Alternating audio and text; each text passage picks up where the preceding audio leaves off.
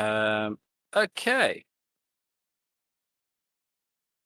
So, gang, where we left off, you had all been invited to a meeting of high importance, lots of nobles, lots of adventurers, lots of important people there, all to discuss the problems going on with the world. There's brief mention of these lightning bolt esque anomalies, possible involvement and um, goings on of the Laelia Silver Mist, and essentially a plea for help from all of the notable figures of the realm, trying to discuss this, trying to figure out what the hell is going on. Yes, exactly. Unfortunately, just as this meeting was getting underway and useful information was farting to be divulged, starting to be divulged. It would have made for a very interesting meeting the other way, but yes, as it was starting to be divulged, Lalalia stood up from the crowd, breaking some form of illusion magic she was using on herself, and basically telling you to stay out of her business. Don't be so rude and accusatory. And also, I'm going to kill you all now, just for Good measure. because. Yeah. That's out. Following this, there were a bunch of abnormal creatures spawned into the room, teleporting in and beginning to try and massacre everybody. There was an organized effort to try and teleport the weakest members of the audience out of the room. Some people should have defended the room, and some people should flee. I believe all of you are in the group that should be fleeing. Despite that, you're heroes. Well, for the most part. You stood your ground and you tried your best to defend the hall as these things poured in. But after a short amount of time, it proved futile, as these things were clearly swarming the tower en masse. And it's probably best to get out of here. You've begun making your way for the exits along with everybody else that is left alive. And Vigil, one of the people heading up the meeting and a priest of Kronos, has asked you all to follow him, group red, which is in your invitation letters, down a secret passageway. The opposite direction to the rest of the crowd seems to be going. So, I believe we're still in initiative order. Let me just pull that up. Let's hope it loads in.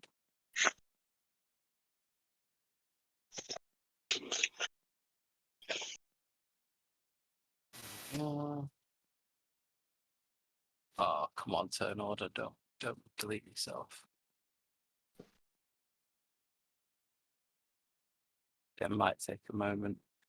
But I believe we were at the top of the round, so while I wait for that to load in, who's left in the room? Okay. It's Frankie, Tia, and Thog left in the room. As you're all making your way towards this exit, you all hear a loud clanging sound from above that seems to be coming from somewhere else in the tower and then echoing through the hallway into the chamber from the two other entrances to the west and east. It's very mechanical. It's like a thudding kind of sound, a big, heavy impact. Unclear as to what has caused it. I do remember that these creatures were first in the initiative order, but this still hasn't loaded. That's a bit concerning. Oh, There we go. Excellent. It's me. So,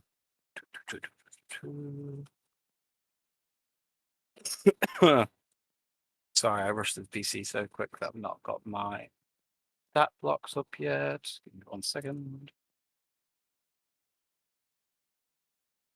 Cool. So, these things are going to take their first turn, racing towards everybody fleeing. 50, 20, 5, 10, 15, 20, 30.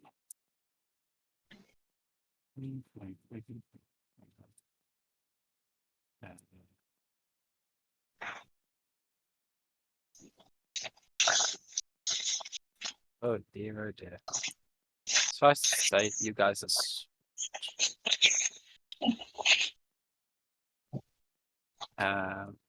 And the rest can just enter the room because I'm not making it to you, so just make it partially to you. Okay, cool. Oh boy. Oops, that one was the one that actually had the little things on it then. Okay, cool. That's their movement. Their attacks are going to be against one against Lavender. Oh, sorry. One against Frankie. One against Tia. One against Thog. And the rest, I believe, are against NPC.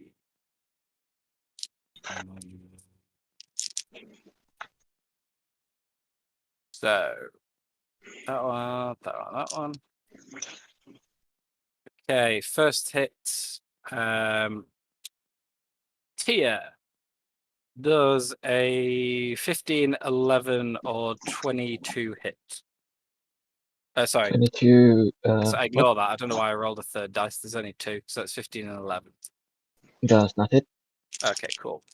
The other one's for Thog. This isn't here yet. Let's check it. So 19 and a definite yes.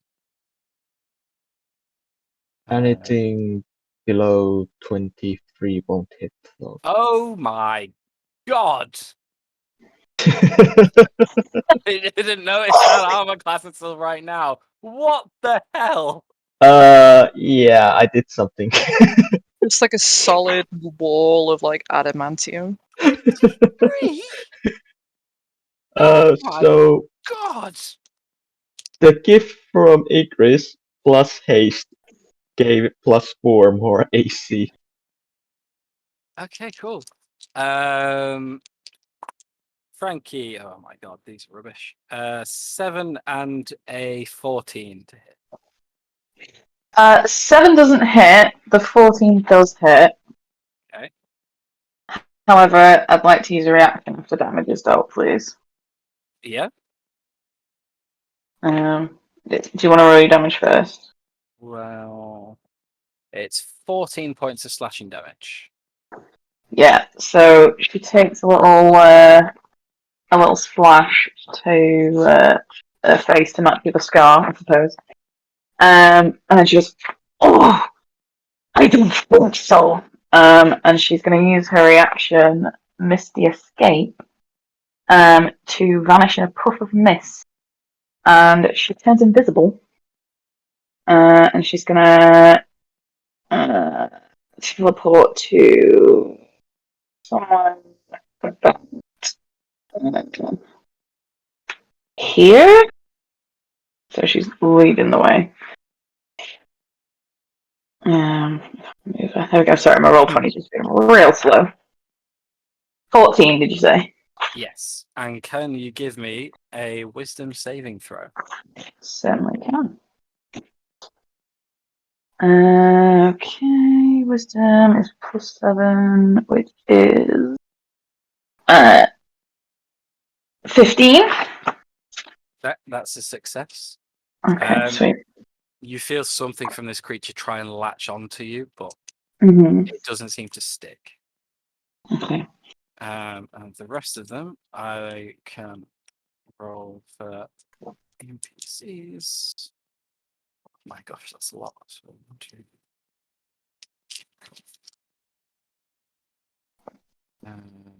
Oh my god. 1 is above a 10. That's horrific. 8 dice. Okay. Wow, despite the fact that they are hoarding around you all now, no one drops. Interesting. The Cool. power of friendship. Exactly. I will say, Frankie, as And you the power of bullshit. as you teleport to there, you get a better look at this corridor. And now you can see Vigil stood there, holding a tapestry to one side with a hidden staircase leading down. That's fine. She's invisible anyway for the minute, so that's okay. Cool. She's just gonna follow. Actually, oh yeah, go ahead. I forgot it wasn't my turn. Cool. Monroe's go. He's going to approach the staircase. You see him disappear inside for a second, scouting it out, and then he peeks his head back. He goes, "Hey, everybody, this way!" And he pulls out a ghostly blue-looking lantern. It's you can't quite put your finger on it, but the light it's emitting kind of does something funny to your eyes for a few seconds before just appearing like a normal lantern again as you focus on it. He puts that in front of him and makes his way into the dark passage beyond, leading the way.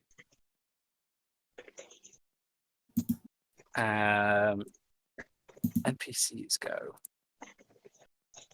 Well, they're noble adventurers. At least a few of them are. They're going to go. And this one's going to take the defensive stance. These ones going.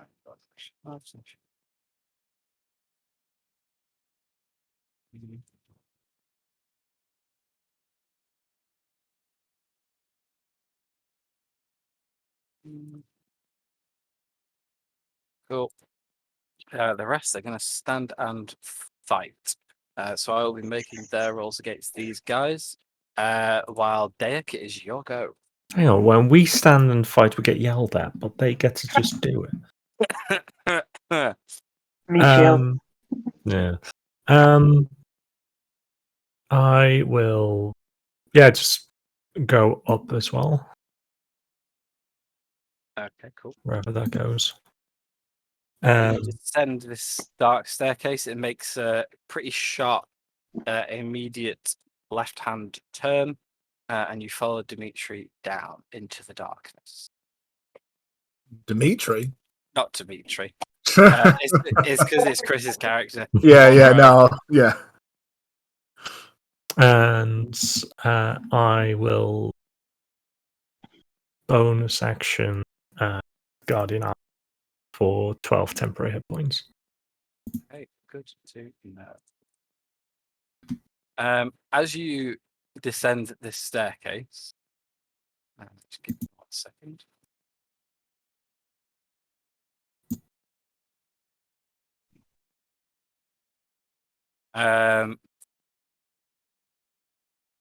You descend to a very small room.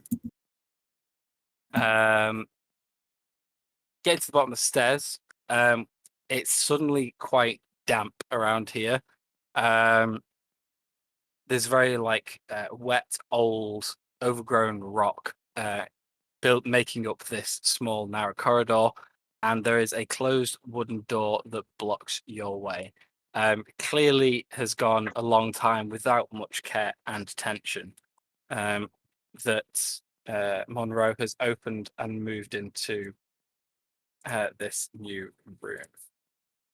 It's also very dark in here. I don't know if that's meant to be. It is pitch black. I'm just putting it on Monroe's light so you can actually see, because he's the only one with actual light. There you go. I have dark vision if it helps.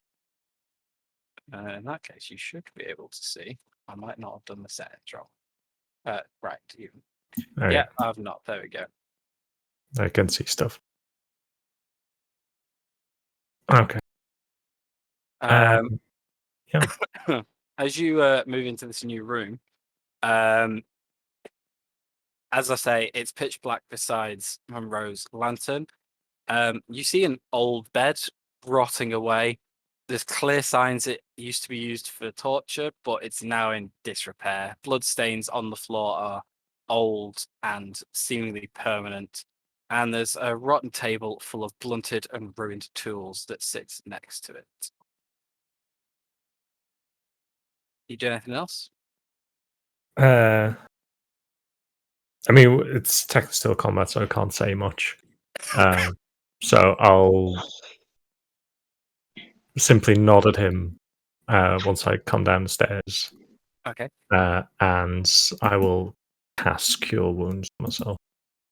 Okay, cool. And then, because I can't see my little bird anymore, if you could move him next to me. Cool. Ding. And that'd be my. Excellent. I mean, it's Thog, isn't it? So Thog's going to hit something before Yes. they run. So let's do a sweet.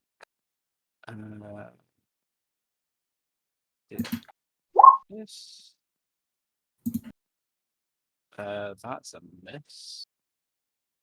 Oh, in fact, why are you doing a battle axe? They got sun sword. That's the wrong thing.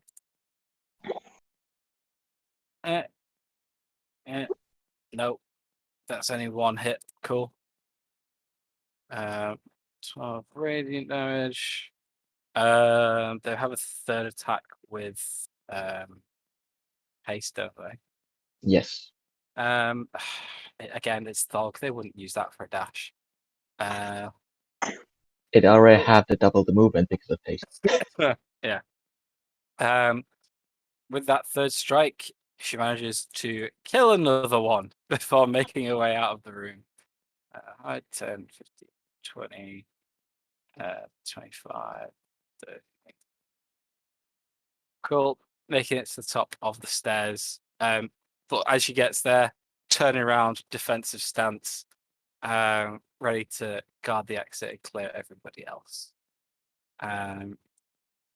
Eve, it's your go.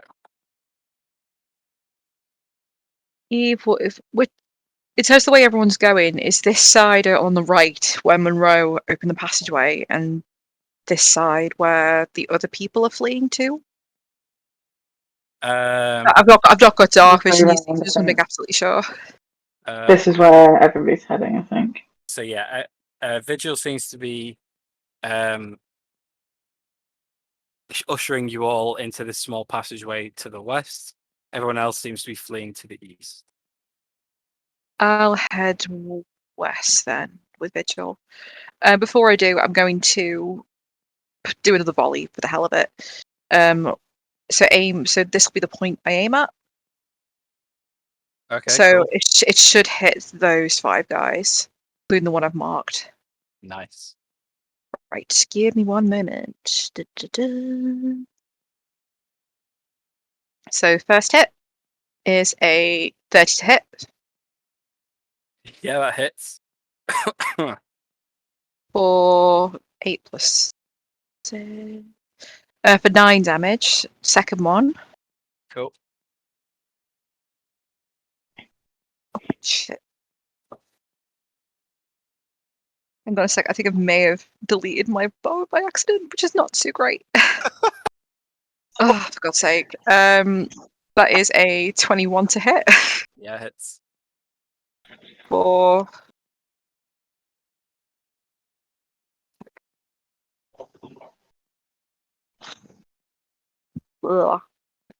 8 damage. Yep. Last one is 24 to hit.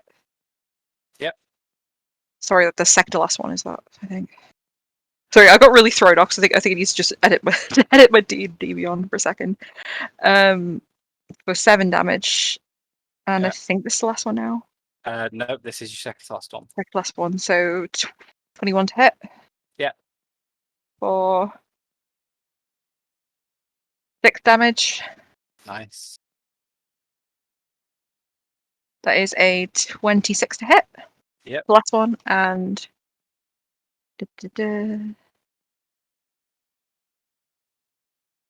for 8 damage. Cool. I do believe one of them's still got your hunter's mark on it. If you want to roll your thingy for that as well. I did already. I rolled a Okay, cool. roll a d6 for that. Just didn't roll the d12 for everything else. Okay. So with that, Eve is going to usher champion and head down this passageway with Fog. Okay, cool. Okay, 5, 10, 20. Cool. Basically as far as she can go, like say with 25 feet of movement. In there then.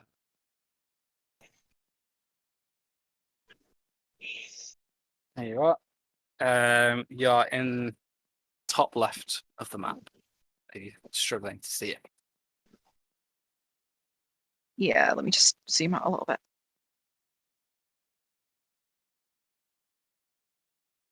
Top left. Yeah, found it. Thanks. Cool. Vigils go. He is just going to start hightailing it down there. It's 5, 10, 15, 20, 25, 30. He's going to dash it out of the way. 5, 10.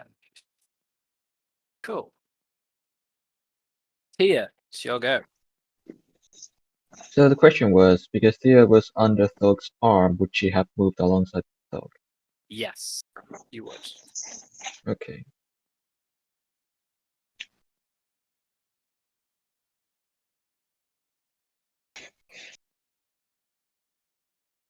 Alright, before moving, I will reload the rifle Okay. and we'll shoot a fireball centered around this guy. Nice. Okay. Oh god, that's a lot. Oh, that's so many.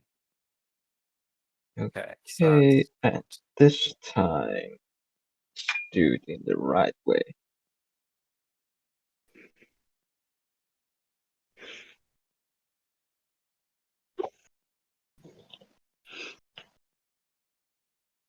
Okay, so Okay. that's 33 points of fire Cool. damage, of which anything above 17 will save. Okay, cool. So it's 1, 2, 3, 4, 5, 6. Okay, 8 of them do save. And the rest will save. Okay, cool. So you fire off this fireball, and as it lands, there's just this brief second where these creatures, the ones to the center, at the center of this radius, kind of cock their almost head kind of body. It's a head body to the right in confusion as this tiny delay, and then woof, they are engulfed in this fireball. You do drop. One, two, three, four. Yeah. This one over here dies. That one dies, and yeah, and that one dies. 3 of them instantly die. The rest of them are severely singed by this thing going off right next to them. Just, It's on fire, you party poopers! oh no, sorry. This one also dies. And that one also dies. And I will reactivate my protector to give the rest of the 4 who are still there some temporary hit points just in case. Okay, excellent. Okay, that's my turn. Cool. Do you not want to use any of your movement at all? I'm Are you under staying with Thog's Thog? arm, so I probably Okay, prefer to cool. stay there. Cool. Makes you feel safe. Awesome. Frankie, what are you doing? So her invisibility her invisibility drops at the start of this turn. So she's visible. She's gonna run in this direction 5, 10, 15. On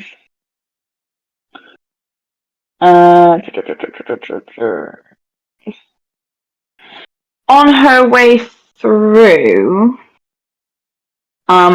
this area of the ceiling, how crumbly is it looking? Or how old is it looking?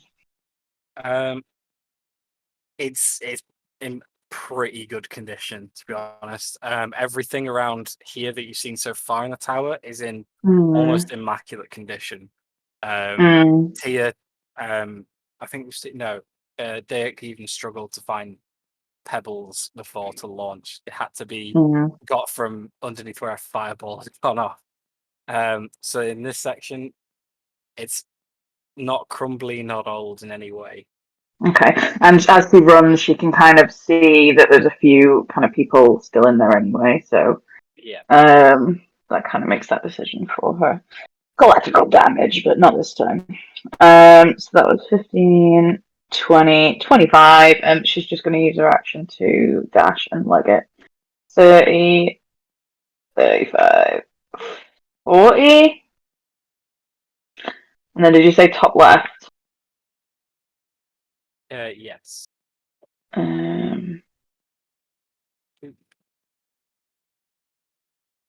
Oh, sorry, my Roll20 is having a nightmare. Let's start telling these dead people to try and help along with it. Thanks. I'm on a Chromebook, so I'm struggling. 40, 45. She can't get to 60 without finishing in someone else's space, so I guess she'll just kind of stay here, wait in the queue. Okay.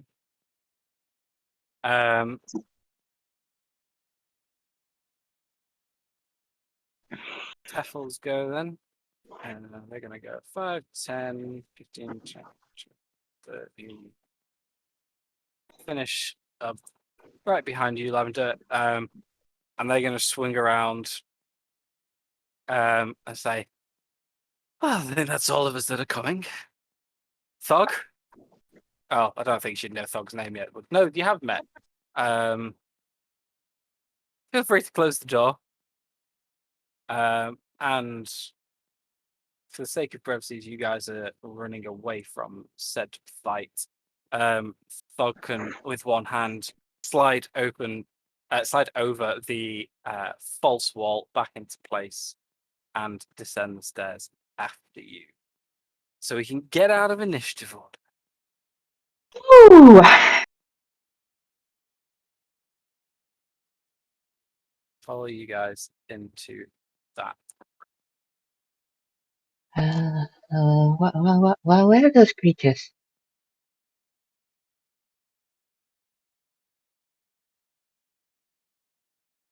Other than a pain and unfriendly, I'm not sure. I think it is wise to get out of the tower as quickly as we can and warn the people that it is being taken over by these things. There are still people inside. Agree with the purple haired lady. I didn't have time to introduce myself. It was my name is Lavender Wolf, private investigator. Hello, I'm Pig Fox. Sorry. Terrible joke. I mean, nice to meet you. I see. It is always unpleasant to make an acquaintance, but we will see if we can get out of here alive at least.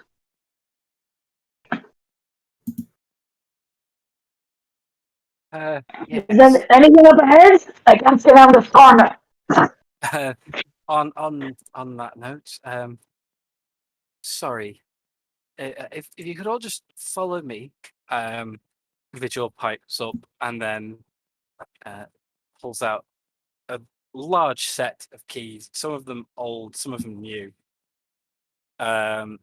Fiddles with them for a second and then opens the door in front of you all. Liam's not making it tonight. Lewis isn't making it tonight. Child troubles. So, if anyone wants to use Thog, you are more than welcome. Anyone want to pilot Thog?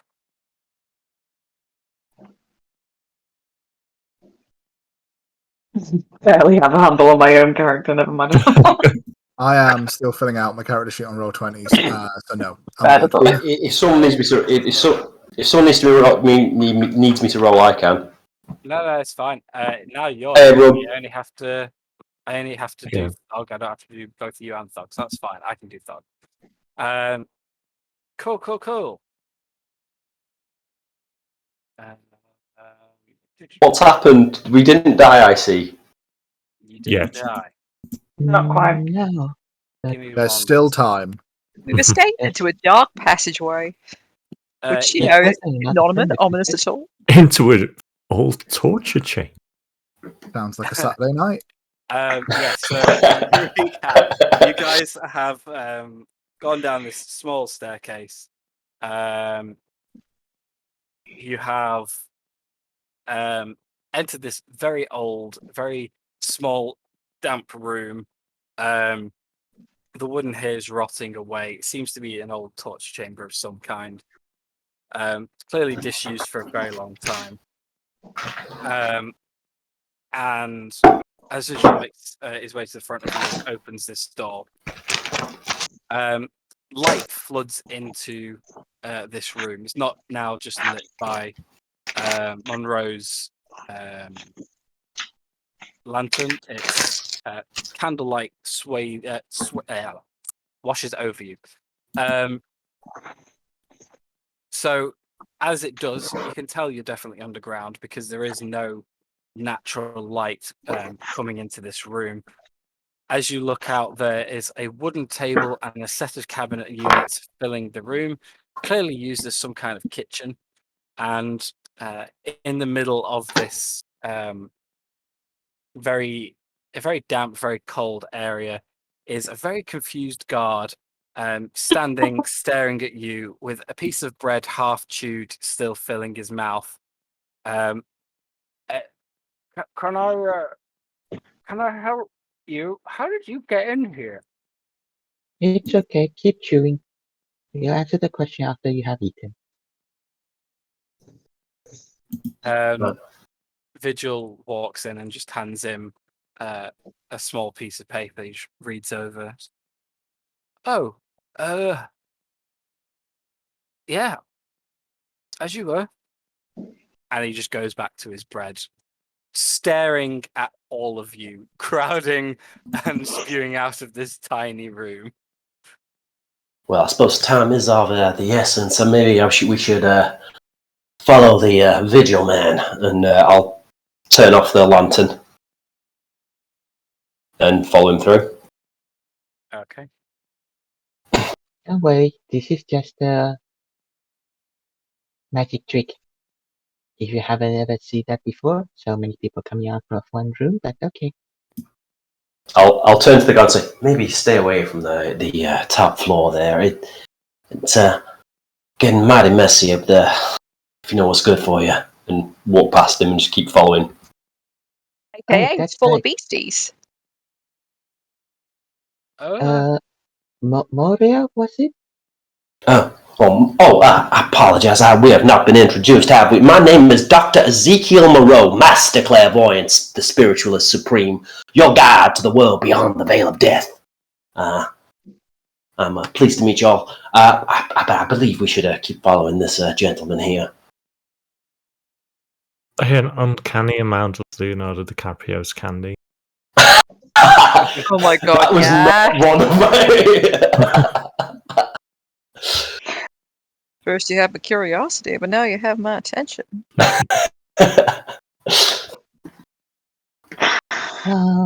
Maybe you might want to take a day off as well, just for the rest of the day. Talking to the guard and then keep moving. We need somebody to send me along, shall we? There's still people inside of the tower. Oh, and downstairs so much. It's on. Do you have anyone to report to? So you're gonna have to say that again. I couldn't hear a word of that, Frankie. Mr. Goldman, do you have anyone to report to? Yeah.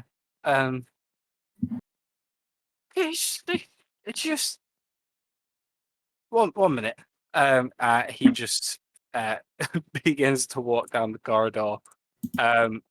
You can tell he goes to knock on a door before shaking his head, convincing himself, no need.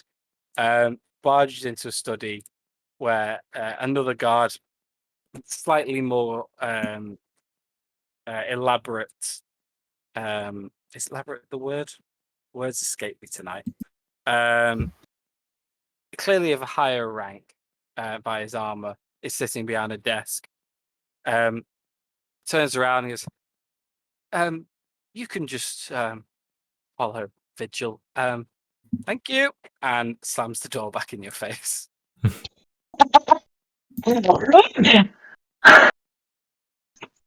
I suppose if they'll focus on getting out of here, then shall we? That sounds a very good plan. Let's keep moving. Okay. As you start making your way down this corridor, there appear to be 2 more open spaces ahead of you that Vigil is walking through. One seems to just be like a communal area for the guards, and another is a long corridor. This one, you begin to see, is lined with closed cells. There's not much ambient noise down here. You can't really hear anything going on from up above either, other than like the odd, very quiet, muffled bang or scrape. And at the end of the corridor, you see a humanoid individual packing books into a bag, rearranging several bits of pocket litter into a drawer, and just composing themselves in general. Liam, can you describe what they see, please? Sure thing. So, how well lit is the area here, Matt? Reasonably, it's kind of dim, but you can see perfectly well. Okay, cool. So as you all begin to look, you see a 6'1", obsidian-skinned individual in front of you, with white hair that kind of almost looks like early morning dew when the light catches it. It's got kind of silvery, almost like speckles in it. And all of the hair is pushed over to one side with braids and kind of like different kind of mixed take on elven kind of elaborate hairstyles with the smaller braids, tinier braids, tighter ones. They all kind of weave into it. Protruding from the left-hand side of her head is one single horn that comes out of the top of her forehead and back around, and all of the hair is kind of parted in a way so it gets away.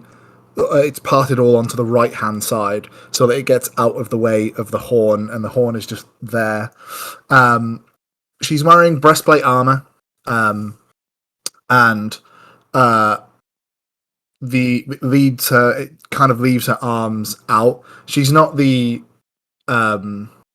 most muscular of creatures, but you can see that down her right arm there is, in the brightest of contrast to her obsidian skin, going from her knuckles, from the top tips of her fingers really, and up and around her arm is just this elaborate white, almost what looks like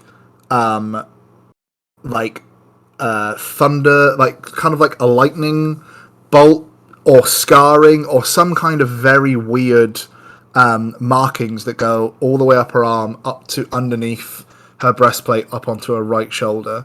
It's kind of haphazard and around and away, but as she moves and packs stuff in, you notice that as the light catches it again, it sparkles and flickers and flares, and it looks almost as if it's alive, and it looks like it kind of pulses up and down her arm in kind of like a up, down, up, down kind of motion as she's kind of doing it. And she kind of stands up, throws a bag over her shoulder, and just kind of looks at this purple-haired individual in front of her and just goes, "Oh, hello, guests." Refugees. I didn't quite catch either of you then. You both spoke simultaneously. Hello, Virgil, what seems to be happening?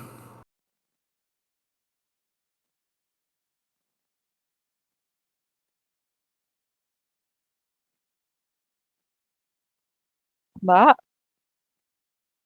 Has Matt died? I think No, he's. I'm back. Hello. All right, hello. Yes, sorry. As you say hello, Vigil interrupts straight away. It's like, yes, say hello, everyone. You're with us. Introductions later. This way, please. And he just keeps on fast-paced walking down the corridor. Oh, I'm not quite done in there. He can wait. It's fine. He's not important. As you see now, Liam's character gesturing to a cell behind. You see a prisoner hangs there, manacles chaining him to the wall, white fur and an exhausted and withered look on their face. He doesn't seem to care about the number of people that just appeared down here. Kind of looks lost in his own thoughts. Well, if you say it's okay. And she just briskly begins to start like that jog walk to catch up. Okay. Yeah. Once again, Vigil goes to a false wall and with a slide opens it up to another staircase and begins to descend. Not even looking back, just keeps going. Yeah. I look at the individual in the cell and say, "Well, now there's something to unpack. If only we had the time." And I'll turn and start walking, following everyone. You hear in a thick, like Russian accent that I can't do, muttered under his breath. I once thought the same. Oh dear. And I'll just keep moving. All these cameos. I'm loving them. Love it, Matt.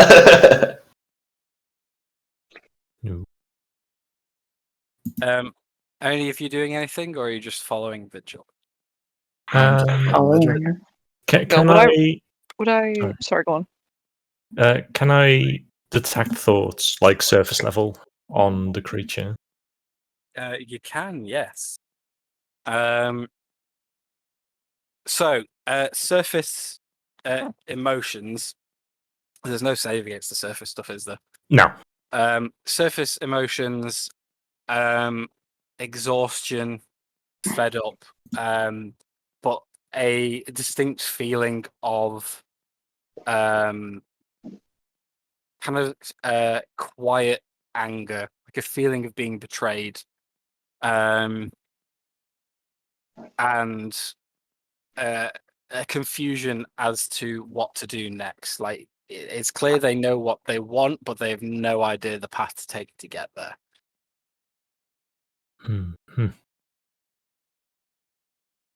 Right. I'll just like give him a once over. Even. Okay. Looking over him, he seems to have an old leather tunic being worn over him.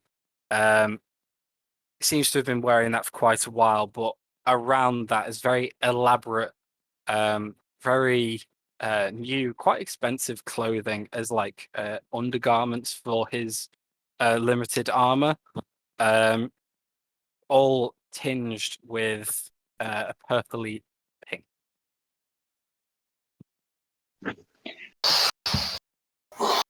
Oh boy. You don't have to asking what is that one in here for? Oh. I don't know. Is that the drunken slur of a detective?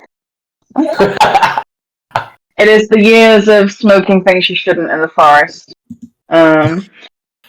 Is that sorry, Matt? It might also be my headphones because I've got my Bluetooth ones in. She said, "If you don't mind me asking, what is that one in here for?" Who are you asking? Virgil or the person in front of her? As you respond, as you say that, just over her shoulder, she just goes, questioning. Let him go! I know that man! You do? Dimitri! Dimitri! It's now he finally raises his head, and you see confusion in his eyes and the very small hint of a smile. What are you doing? What happened? Are you okay? Oh my god. Turns out the lady isn't well liked, and now I'm paying the price for it, apparently.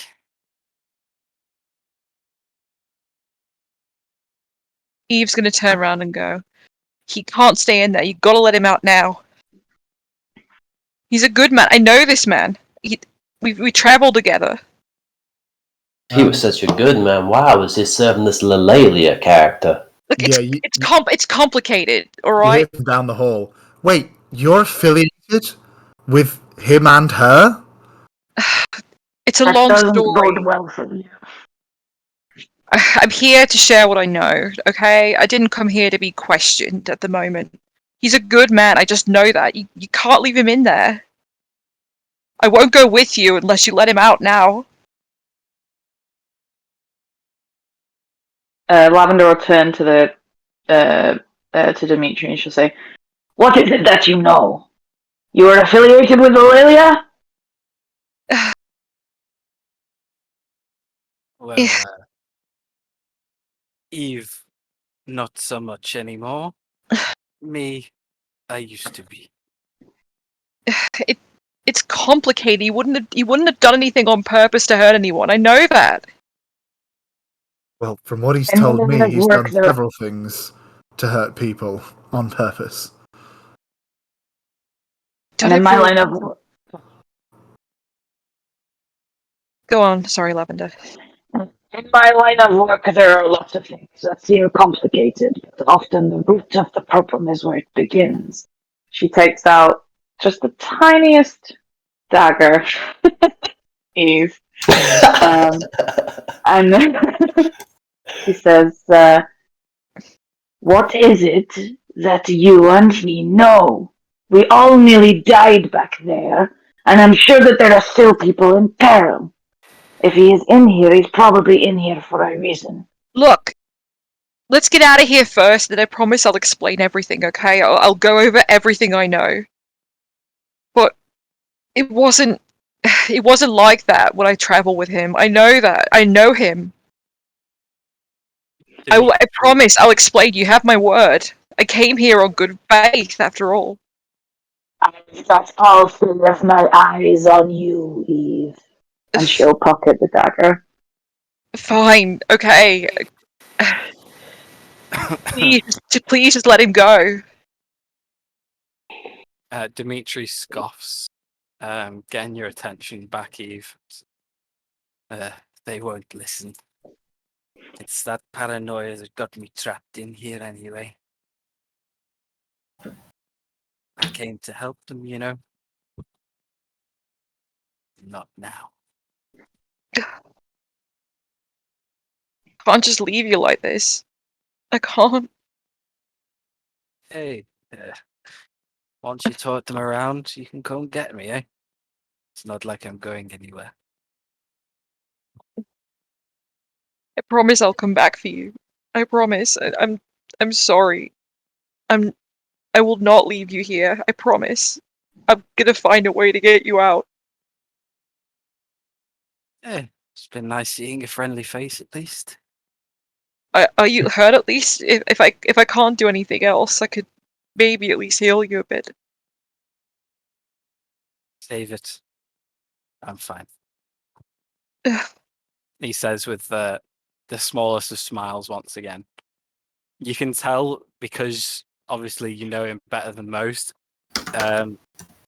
It's the smile on his face, but there's just like a very defeated like look to his face. His eyes are just elsewhere. You try and break the lock. While they were doing that role play, I probably would have turned around and shot Dash out down the stairs. Vigil, there's a problem. There's a hold up here. He would have just shouted back, "No time," and just kept going. You can tell that's from a mixture of authority and sheer panic that he just thinks he just needs to keep moving. I don't know what your relationship is with this person, but I believe we better get going. He's a friend. Did you say you're A trying to friend? break the lock? I want to. Okay. It's what Eve would do. Give me how you breaking it? She's gonna take a short sword and just try and jam it into I like the would weakest part and not. just like hammer it as hard as she can. I would not suggest doing that. Yeah, Tia, you can see exactly what she's doing being stood next to her. But so the guards don't see. Give me a I will sleight. not help you. Give me So you are on your own. Fine. And I slide her thieves' tools, Oh. and I will get moving. She'll try and use the thieves' tool sneakily instead and crack a smile towards Tia, like a really grateful one. Yeah, give me a dexterity check. Just a If you general have- dexterity. Yeah, if you have proficiency with thieves' tools, then add your proficiency bonus. I do not. Yeah, just dex check then. 18. Okay, that's the DC. So yeah, the guard kind of looks over to you as you reached for your short sword, but with that little exchange with Tia, he kind of stands down a bit, stays at his post in the hallway, but isn't prying too much, and that gives you just I have an enough idea. breathing room to pick I this am gonna block open. I'm gonna use Champion to block the view of the hall. Just have him Okay. stood there looking like, all regal. So Evil, stealthily kind of has to speak with animals and tell him to do that. Okay. As Champion gets in the way, the lock pops free. Stay quiet. I'm gonna get you out of here. Okay. It is as you step in, you do hear from the hallway, miss, and you can hear the guard trying to step forward and Champion giving him a little snap, kind of don't you dare. Tension's building in the hallway. What are you doing? Getting his manacles off. Okay, cool. Give me another dexterity check then, because they are also locked. 24. Okay, that's easily good enough. You pop them both off one after the other.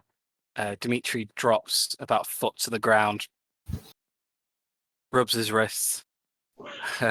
You're going to get in trouble for that. I don't care, mate. I wasn't gonna leave you there. Get out of here. Can you turn invisible? Oh, I can. Ah, hurry up. Go on. We will meet again. We'll repay the debt. You don't have a debt to me, mate. And she'll give him a hug. He gives you a hug, and as you let go, he's no longer there. He is turned invisible. Right. Um, Eve's gonna step out and close the door and go, sorry about that. He's just a hungry boy after all. Come on, champion. okay. As the guard is gonna immediately follow up, get to the gate. What? Excuse me. Excuse what? And probably at that point, you've already made it to the stairs. It's fine. You got to run yourself. This entire building's being taken over by beasties, don't you know?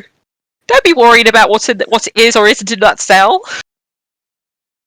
As you disappear down the stairs, he disappears back down the corridor. A brisk jog to presumably his commander.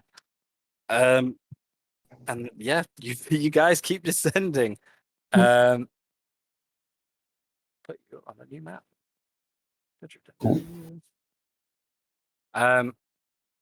So those of you who kept going, he's going to catch you up in a second.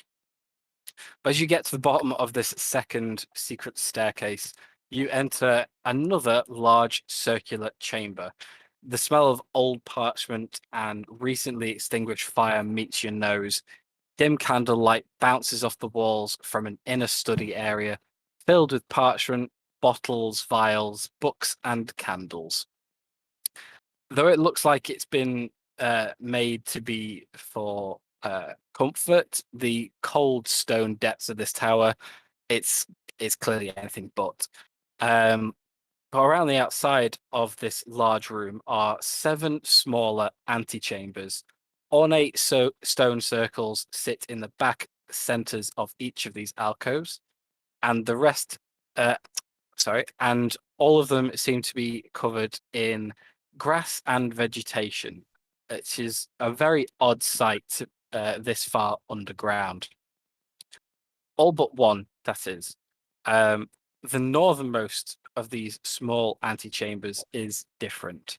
The stone circle in it is illuminated in a small blue flame, which is admittedly hard to see because the rest of this antechamber is surrounded in mist, obscuring the area and seemingly coming from this small blue fiery circle around it. Around that, instead of greenery, in this antechamber, there is a scattering of skeletal remains that become more dense and more disturbing the closer they are to this stone circle. As you all pile in, Vigil announces, so this is the Arcanist's sanctum. Please don't touch anything for now. I've only been down here a handful of times, and I can't vouch that the things in here aren't dangerous. He says this as he moves to the center of the room, piling some papers up and looking to be in a panic, and trying his best to calm himself down. Did she just say Arcane Sanctum? See anything, Matt? Hey. Oh, fancy. I'll It just is take the this arcane. moment to flip the thieves' tools back to here. Oh, Okay. okay.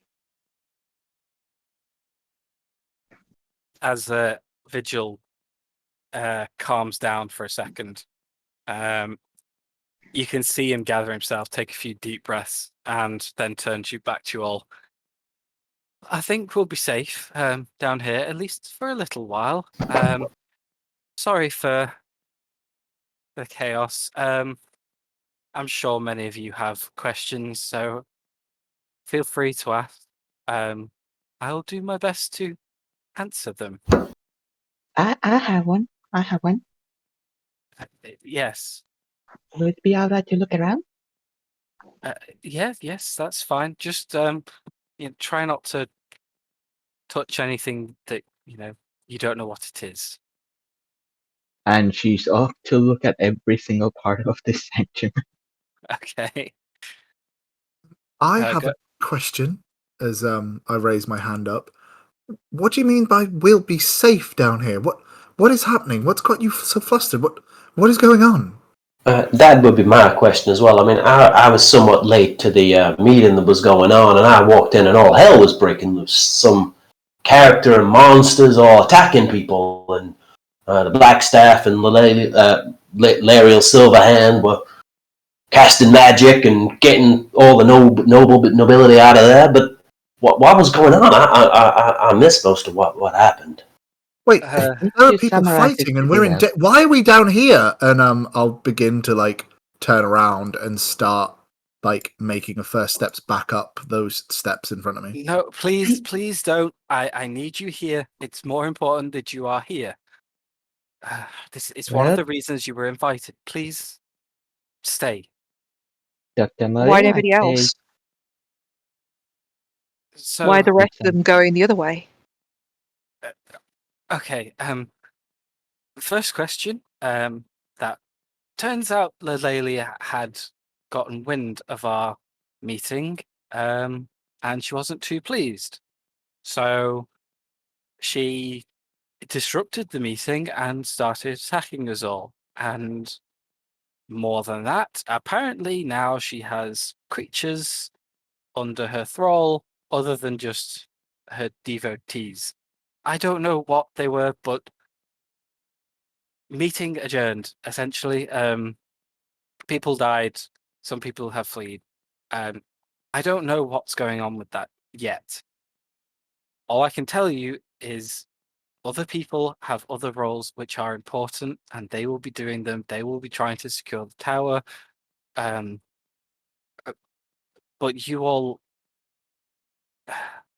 I know it may be against your better judgment, but there is something more important I think you need to do. Okay. And what would that be?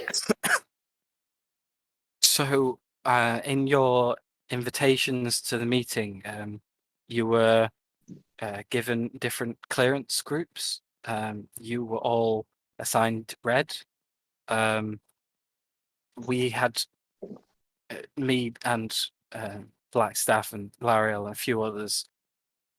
Red group were meant to be asked to do a favor for the council after the meeting.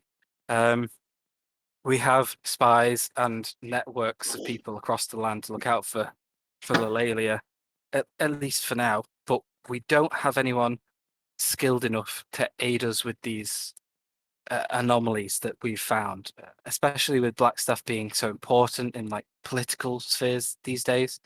So Red Group, all of you, you have such a varied abundance of skills and strengths that we were going to ask you to help us find our two arcanists. Blackstaff lied before, as to not allow our weaknesses to show so much. Our arcanists aren't away on business; they're missing. One vanished years ago and may be lost to us for all we know. The other hasn't reported back from his mission in 3 weeks.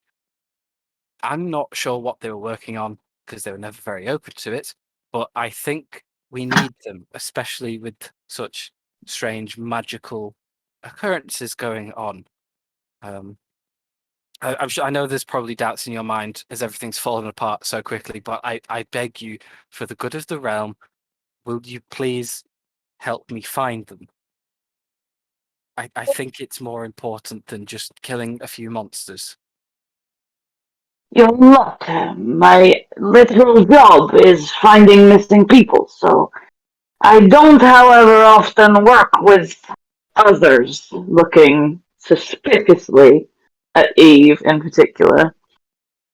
My first question, however, refers to the meeting. Whose idea was it to get all of the most powerful, skilled people in the realm in one room if utmost secrecy was not absolutely confirmed?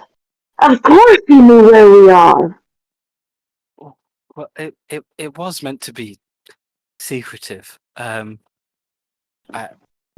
don't know how anyone else found out about it, to be honest. The leader of an organization, you really aren't that smart, mate. I'm not. I'm Everybody could have read it. I'm not a leader of anything. I was asked here too. I'm simply here to help. I just guess I know a bit more about what's going on than maybe you do, but that's only because I got here sooner. I'm not in charge. And you can see now Fair enough. sweat is building up on his forehead and trickling down his Can I face. do an insight check? Yeah, same inside check. Yeah, it wasn't me, I swear. Talk to somebody about your security issues. A 9. 27. Okay. Both of you can tell that this guy is very nervous and is doing his best to keep a brave face and stick to what he knows he has to do. Ezekiel, you can tell he's clearly a talented individual in some respects because of his position, but he is way out of his depth with this. Okay. But he seems to be telling you the truth. There's nothing about him that strikes you as being deceitful or dismissive of what you're trying to ask. Fair enough. Sorry, mate. Well, it is lucky for all of you that I'm a personal friend of the Black Staff and I'm somewhat of an honorary member of Force Grey. So I think it's time we all got our heads together and looked around and see what we can quite find here and listen to what this Vigil fella here has to say about, where we last saw these Arcanists. Yes, you said one went missing a while ago? Yes, a very long time. I'm not sure if he would even be worth trying to find at this point. But about 3 weeks ago, the Arcanist I'd been working with is Malcor Harpel. He's a very powerful wizard. He's the one who developed these teleportation circles around the room. Very clever in their design. They can be used by anyone at any time, but also can be locked from their source, this end. Obviously, the downside to that is that when Malcor went through one, I closed it at this end, because you don't want anything dangerous coming back through. And I was meant to open it again at a given time, and I did, and he did not come through. So I don't know what to do, and that's where you come in. We need you to go find him. Where's the portal meant to go to? Ah, yes. Well, I mean, I tell you, but please, you've got to promise to actually help. I'm afraid most people that would be asked this and put in this position would probably say no, and that's fair. But please bear in mind, we really need your help. Is that really something so dangerous that we will have to say no? I would. I mean, I don't really That's feel vote like of we're much of confidence. a... Sorry, go ahead. No, sorry, go ahead. Yeah. So, Dimitri, not Dimitri. Moreau will go. Dimitri could be here. He's potentially, yeah. Moreau will go, well, I don't really feel in much of a position to keep this from us. I mean, if you tell us up front, what's the worst that can happen? Believe me, there is nothing that can shock me. I have never said no to a case in my life. Okay. He he went to Maladomini, otherwise known as the seventh layer of the 9 hells, and he just has this really cheesy smile on his face, like, please don't hate me. What I would Lavender know of that, if anything? Can she roll for it? Yeah, would Dimitri know anything? Not Dimitri. Uh, Keeps Dimitri. This is you confuse me, Matthew. What would Moreau know as well? Yeah, There is an audible gasp and shock from the back of the room. give me Arcana check. Mine was only a 10. 23. Okay. Lavender, you would know that that is hell, and hell is bad. For the 23, I mean, it's the seventh layer of the nine hells. It's hot, it's hell, it's full of devils. It's not a nice place for mortals, humanoids, or anyone faint of heart. Yeah. Who is the leader there? Who's the prince of that particular layer or lord of that layer? You would probably know that with that role. Just to make sure I pronounce it properly. It is why does it sound? Beelzebub. Scaramouche, will you do the event? Cool. So Beelzebub, and would I know what the terrain was like or anything like that?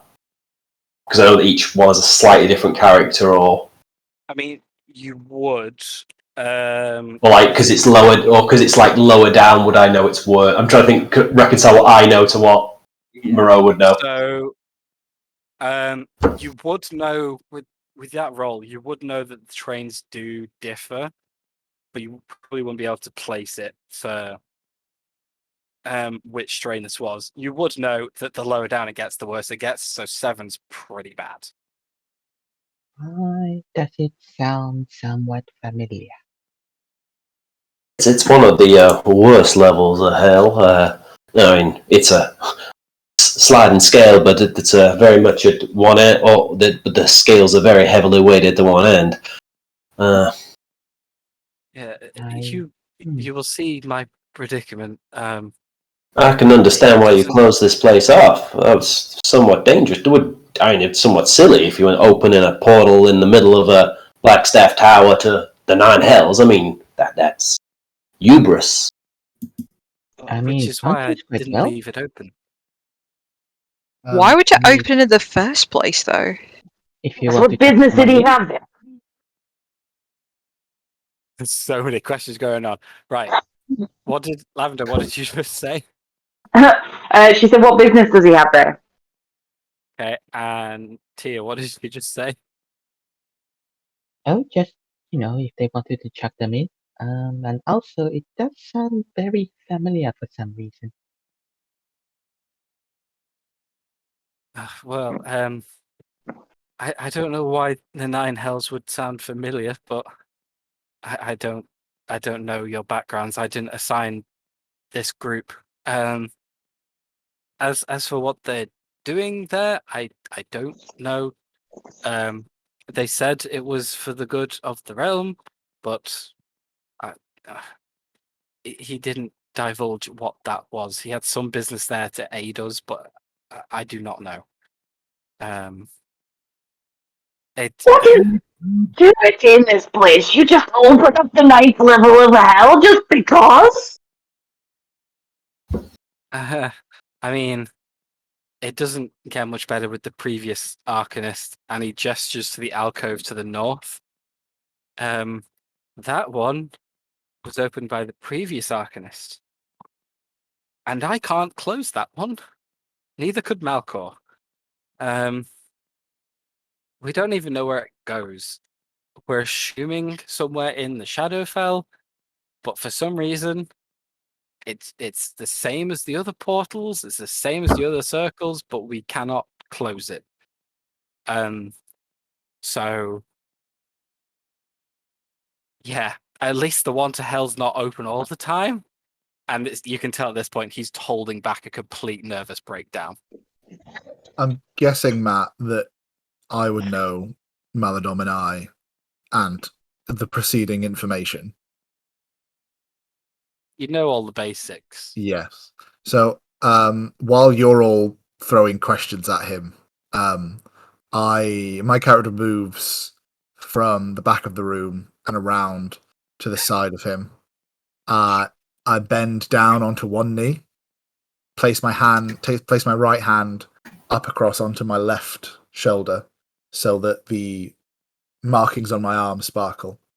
And I look up at him and I say, "On my oath as a dark song knight, to the dark dancer herself, the mistress Illustrae, you have my hand in this endeavour." Oh, well. Thank you.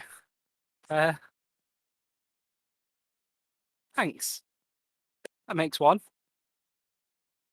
Anyone else? Up for a bit of adventure? I don't know, but would you like to have some just in the meantime? Yeah, tea would be lovely.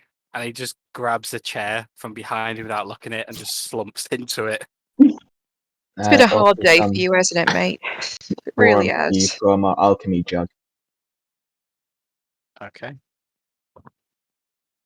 I'm going to get my deck of cards out, and I'm going to use my gift thing that we talked about to do augury.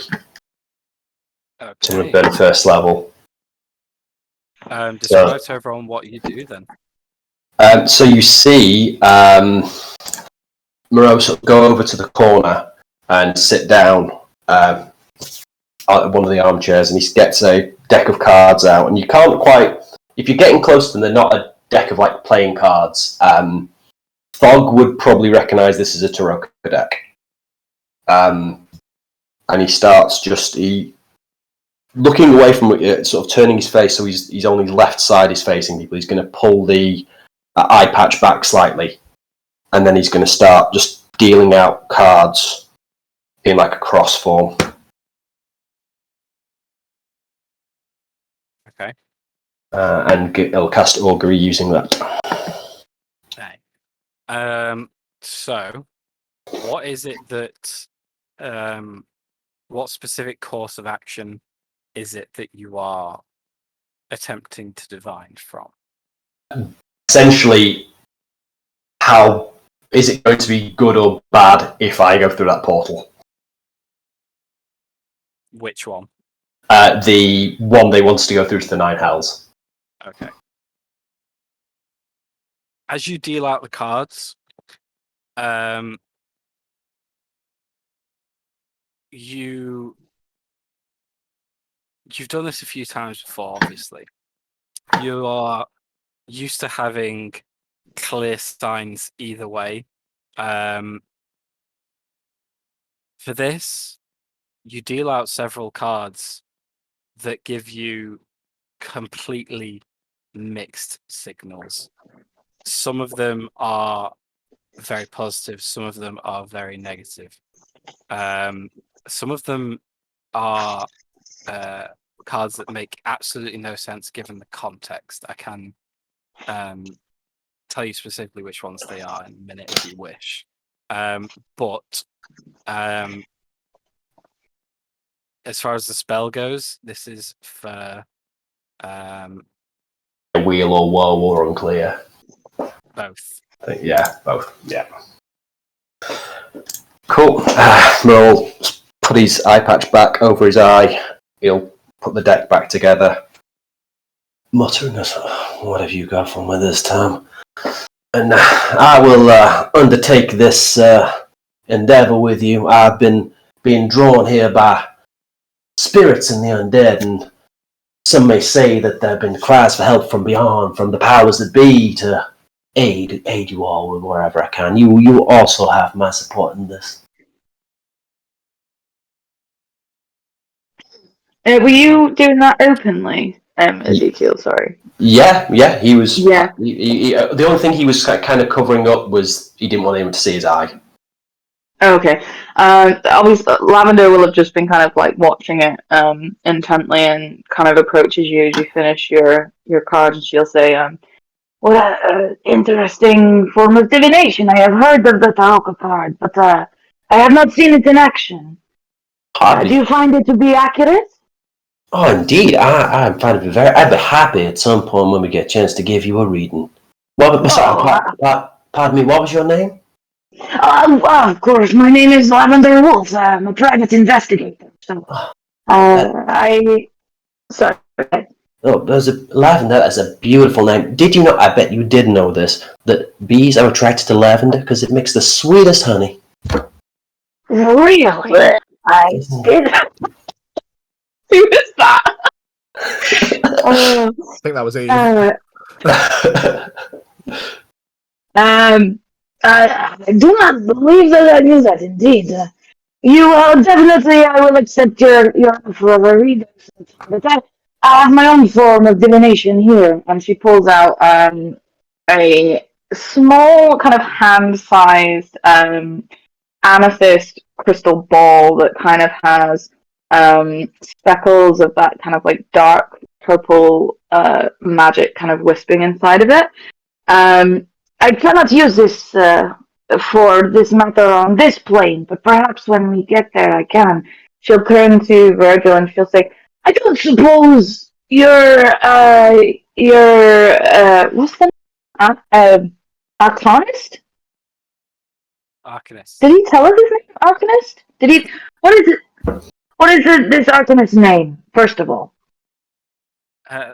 The one that went to hell, Malcor. Malthor. That was it. I don't suppose he left any kind of lock of herbs or personal belongings, anything like that I can take with me. Yes. A few of the things around this, well, half of the things around this room are his. He's left a lot of his notebooks. A few of these scrolls are his. I think this bottle of wine is his. I take your pick, basically. So, did he cut his toenails and keep them?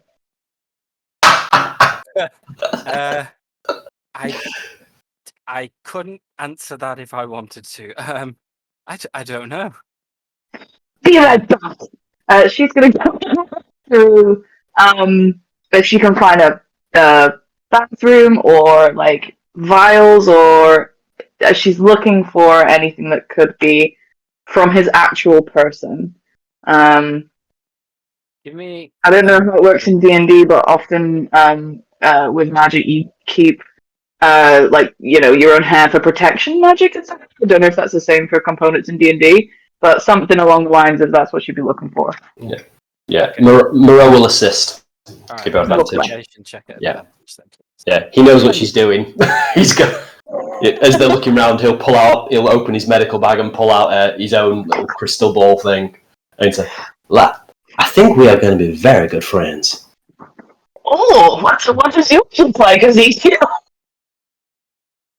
Master Vigil. Question. Is there a painting or a description of the man we're looking for? There is no painting, but Vigil can give you a description. He's I'd say he looks mid-40s. A black beard, black hair but receding hairline. Usually he likes to wear green or dark green robes. He's I'm no offense to him, but he's kind of a bit plain looking, to be honest. But if he's in the Nine Hells, then I'm hoping he'd stand out at least a little bit. I suppose if there's a charred corpse, there'd be something to recognise him. Oh, he does have a few rings he likes to wear. I think one of them has like a serpent or a dragon on it or something. I mean, I hope you don't find a charred corpse. That would be bad. Neither do I, but worse comes to worse. At least we know what we're looking for. That would be really bad. You can see he starts overthinking again and just starts panicking again. I'm sure there's no reason for a man to die in hell. Don't worry about it. those of you have who, some more tea, but don't drink too much, otherwise you need to go to pee. okay, those of you who are searching the room, Dayak and Tia.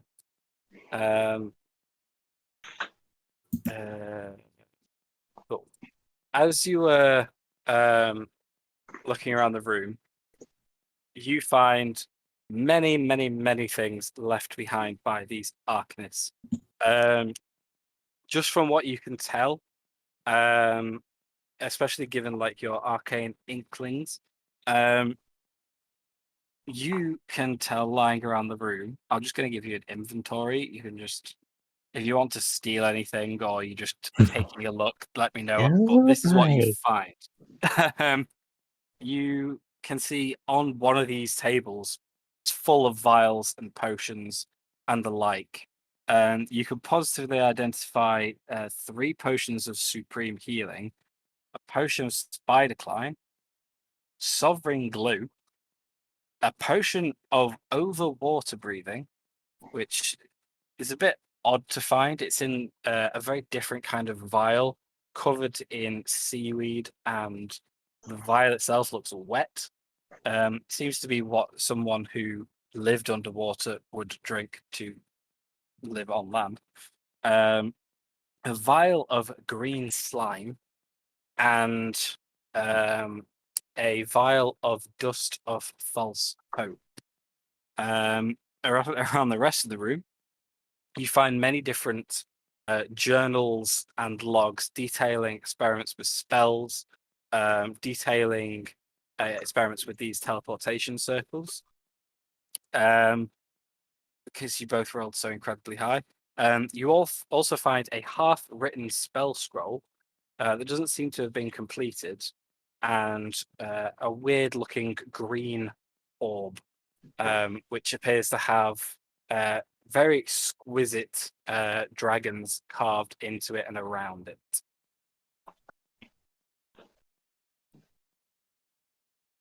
So for you two, this is the treasure trove. For Lavender, I will. with your investigation check, it takes you a while, good few minutes, going through all the tables, the seats, the drawers. It's eventually sticking your hand around the side of some of the nice looking chairs in here. You do find a black hair. You can't be sure whose it is, but if this is the Arcanist's study area, you can hope it belongs to Malcor. I described him as having black hair, didn't he? So if you can deduce that. Yeah. Okay. She'll vial that, please. Also, is there anything remaining in the vial she picked up from last time? That just reminded me. Pulling it back out, having a look.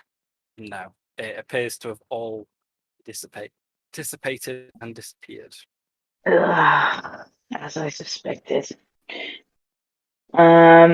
She'll turn to Ezekiel and she'll say, I believe I have at least something to scry on this individual with when we arrive there. We could perhaps take another belonging as a backup. I think that sounds very sensible. If we can get a couple of things to might enhance what we can do down there. Did you find anything? Talking to Tia and sorry, lots of names. Dayak. A lot of things. A lot of things. A lot of interesting things. And Thea is flipping through some of the construction of magical circles and everything else in there. Okay. Just got Any flying fascinating? around, really. Are you and Date taking anything, or are you just having nosy? Yep. We're Let's just just say communicating to see who gets what. Okay. Let's just say Cobalt Instinct kicks in. Okay. Let me know what you take. The rest of you, what are you doing? He would like to turn to Vigil and go, well, regarding this hell business, it's going to affect the jungle I live in, the people I love and care about, so I don't see how it leaves me with much choice. Just be mindful that I have my own things that I need to take care of while, busy with this work.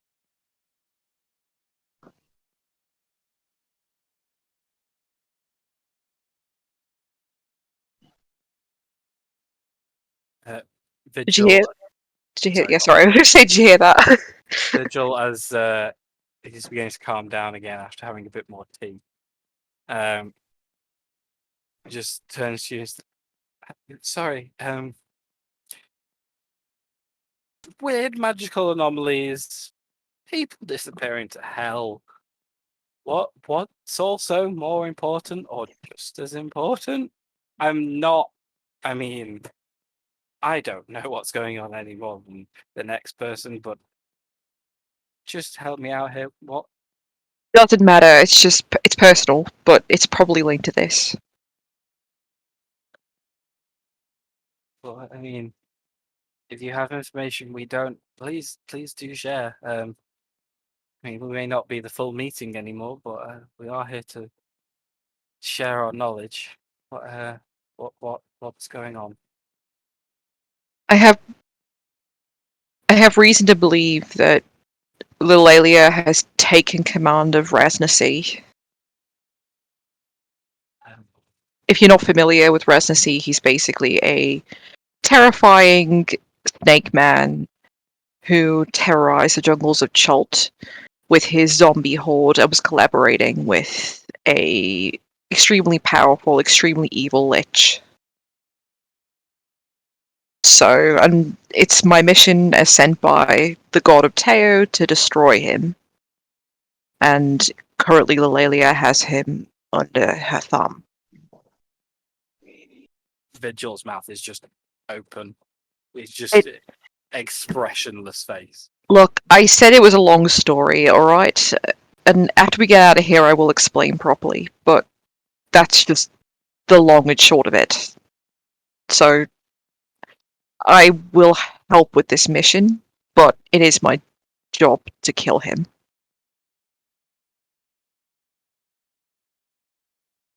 Okay.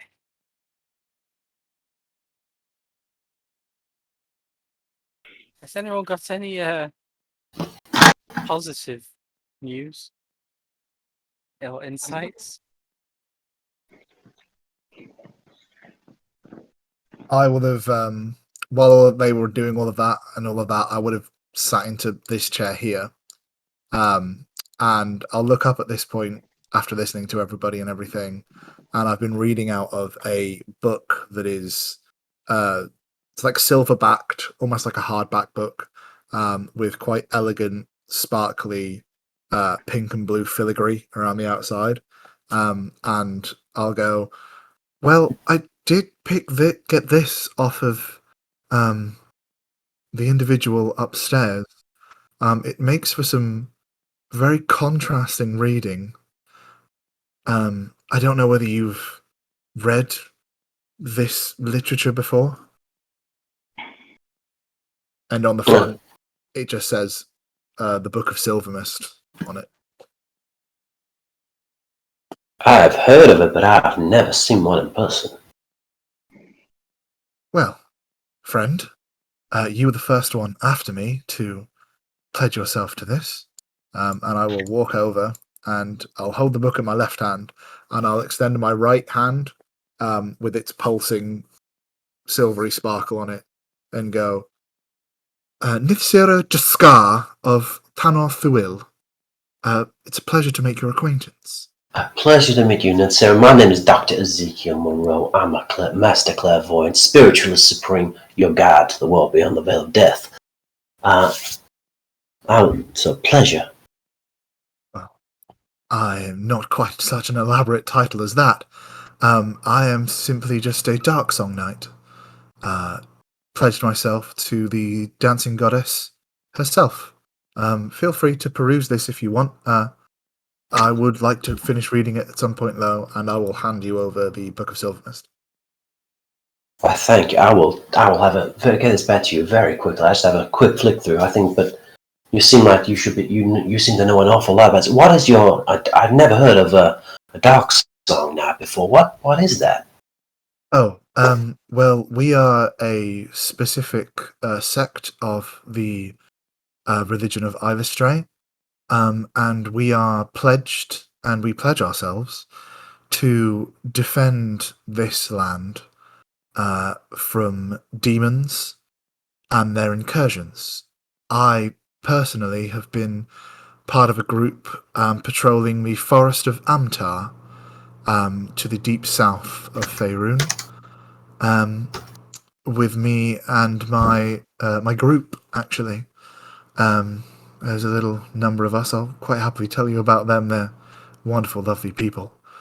And apart from defending the scourge of demons, we are also pledge amongst ourselves, like all who follow the Dark Dancer, to pledge and spread her word of that not all drow are as the stereotypical ways say, and we are also here to spread acceptance and love and beauty and joy throughout the Prime Material. Oh, that is absolutely fascinating. I almost don't want to read this now to hear your stories, but we will have some good conversations. Right. Despite the place we are going, I'm sure this is going to be a fantastic trip. We'll get to know each other. All of us. I'm beginning to look forward to this. Yes, I take it that all of you, and I kind of turn and address them all of you as I turn in a circle to see you all again till they go back around to looking at Vigil and go, I take it that you all now understand the gravity of the situation and the task before us, and I take it that we're all agreeing to go, yes? Well, as I say, if you're going through hell, keep going. It wasn't quite why I came here, but I don't think we have a better option to go right now.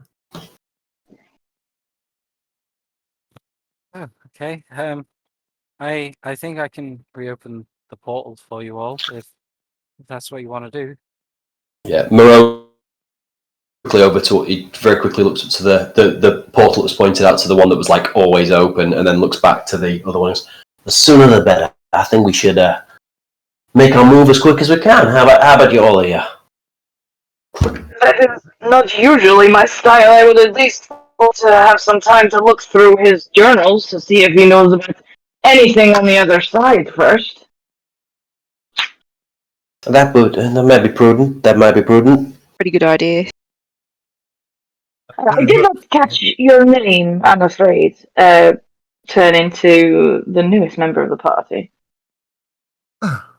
I will look at you with a quizzical look, and I will raise one eyebrow, and you see dark mahogany eyes look back at you, and I go, I take it you're agreeing to go first, yes? We'll see. I have agreed to help. I have not agreed to go myself. It depends what awaits us on the other side. Well, If I can find out more about it before we jump straight in, then I will do. well, any assistance in this endeavour will most notably be useful, and I will step over and I will extend my sparkling arm again and go, my name is Nithsira Juskar of House Tanor Thuil.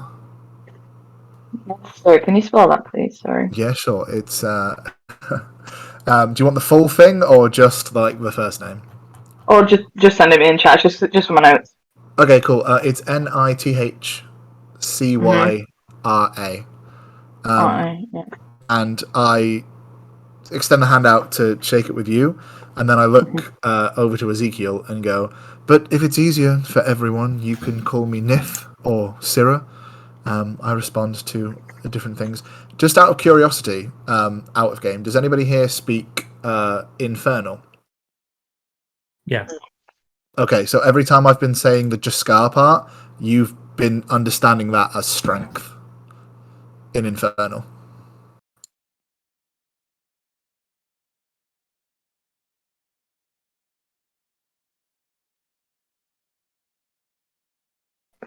So,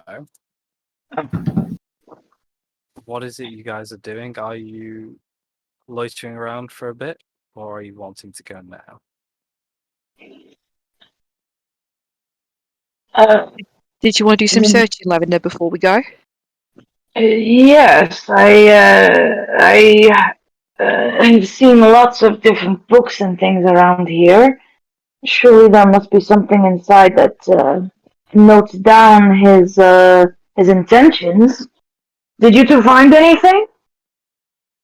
Tia will have a little bit of water droplets in the head when they mention about the books and circles. Yes, we did find quite a lot of things.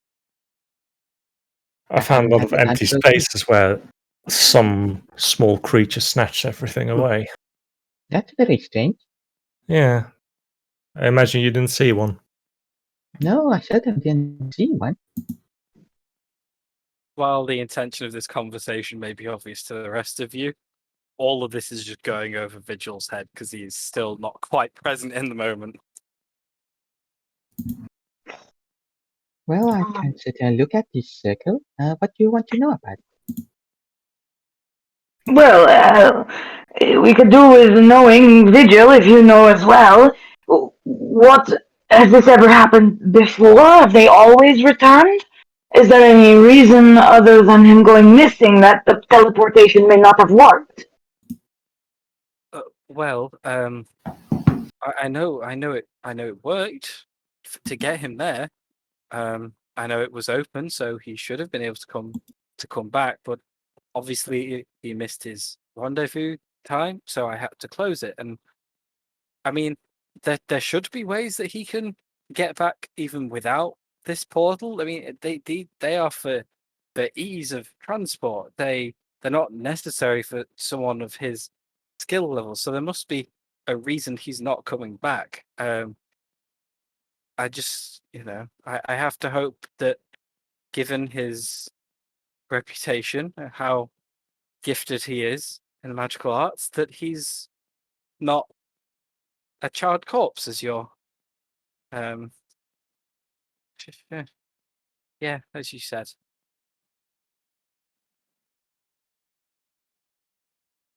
I know that he's a very powerful wizard, but did he have any particular interest in the circles of hell? Do you have any insight onto why he might want to go there? He said he was looking for information. He didn't tell me what about. I'm not used to dealing with this kind of thing. As I say, we are a reclusive order at the best of times. I'm only here to advise and to share what I know, and I assisted Malcor for a little bit while I've been here, but that's it. I'm not cut out for this. What was his demeanor like when he left? Did he seem himself, or was he acting strangely, in your opinion? No, not strange. He was wary, obviously, given the destination, but he didn't seem off in any way other than, just aware of where he was going. Has anyone tried? Oh, sorry, go Oh, ahead. I'm sorry. No, go ahead, Ezekiel. Has anyone sent any kind of tried to send him a message? I know there are magical ways of sending messages even across planes of existence. Yes. I have tried that. I can do that myself. There has been no replies. Now, that's not to say that he's, there's many reasons why he may not have replied. But no replies yet. But in all fairness, I did not try to contact him until he missed his rendezvous. So, I don't.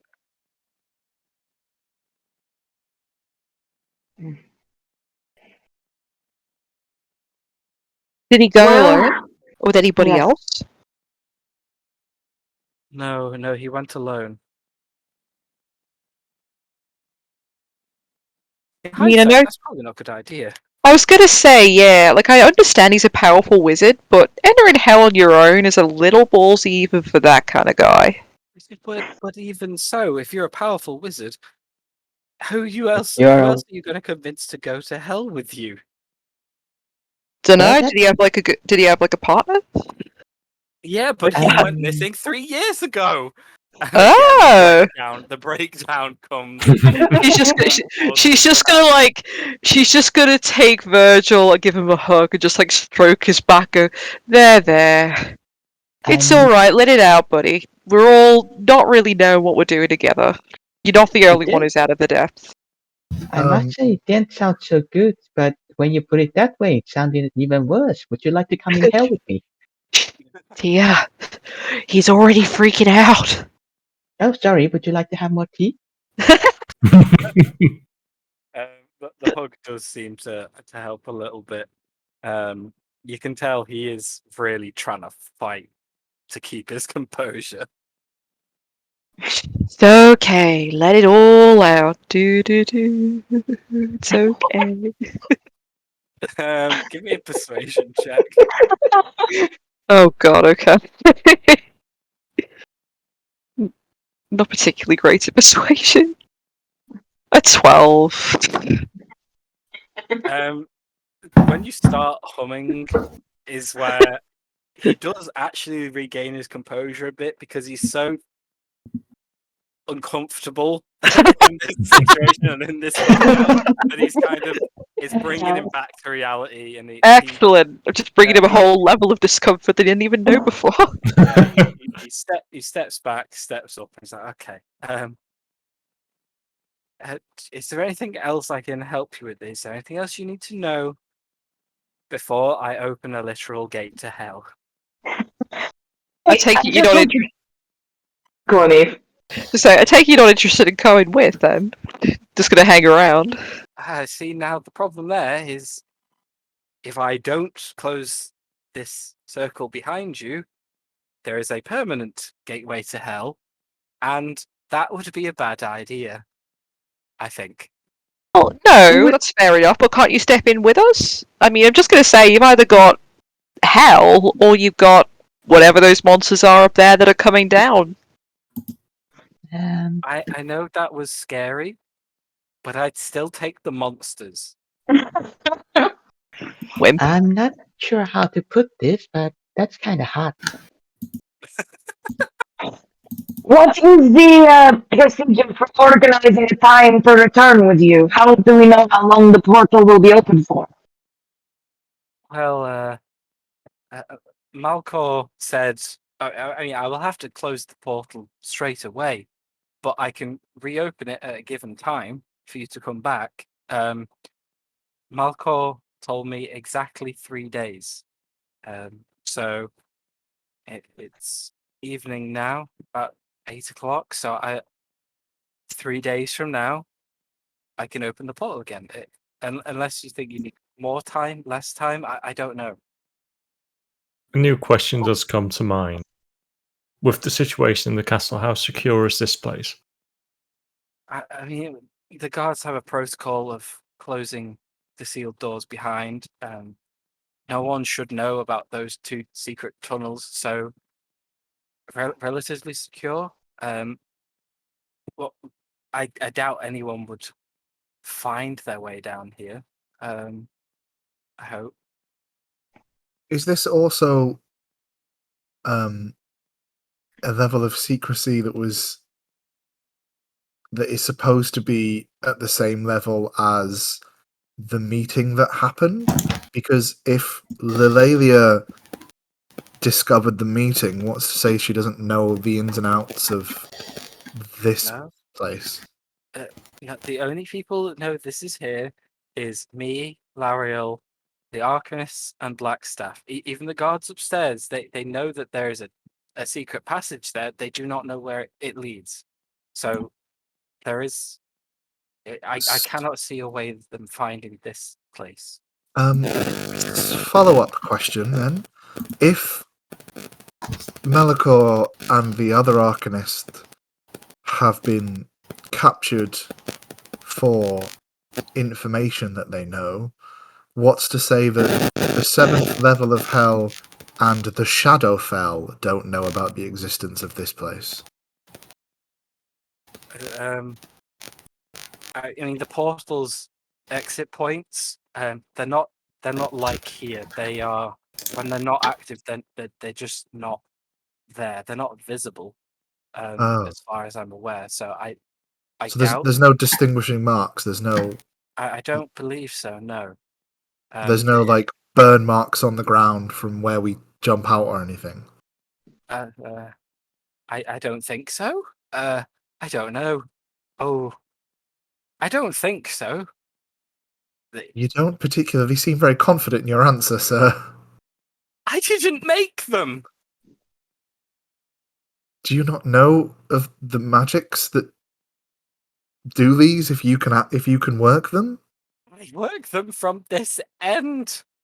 Ha! Oh no. I think it'll be fine. I mean, they are trained, very clever, very proficient magic users. I'm sure they will have thought of this. I'm sure it will be fine. I think. Nithsira's eyebrow just goes up again and goes, "Okay, we'll take it on good faith then that everybody seems to know what they're doing in this place." I will study up while you're gone. I will. Malcor taught me the basics. I will verse myself properly. I promise you. Fence mate, but you've got literally 3 days. Exactly. I will. Trust me. By the time you're back, I will You'll- be an expert in all the workings of this chamber. Oh I my swear. god. It's like every like university exam preparation meme all rolled into one. Next question. How do we tell the time in hell? Does anybody have a watch? Moreau actually takes out a pocket watch and goes, I do have a pocket watch. Always good to have. Wonderful. Okay. First part of our mission is to make sure that that watch survives. and all you as well, Ezekiel. Please, go. I go by Moreau. My Mimo used to call me Ezekiel, and she passed on, so she was the only one. So, just Moreau. Moreau will be fine. Sure, my I apologies. apologize for my transgression. No, don't apologize. You were not to know. Did Moreau we it need is. more watches? Do you have one? I may have several. Or if you want to make one, I can make one if you want. I think that would be useful in case we lose a few along the way. But the question is, how do we know if the time in hell is the same as time in here? I mean, it would be the time on the watch from this point now, right? I mean, it works like that, right? Was I intelligent enough?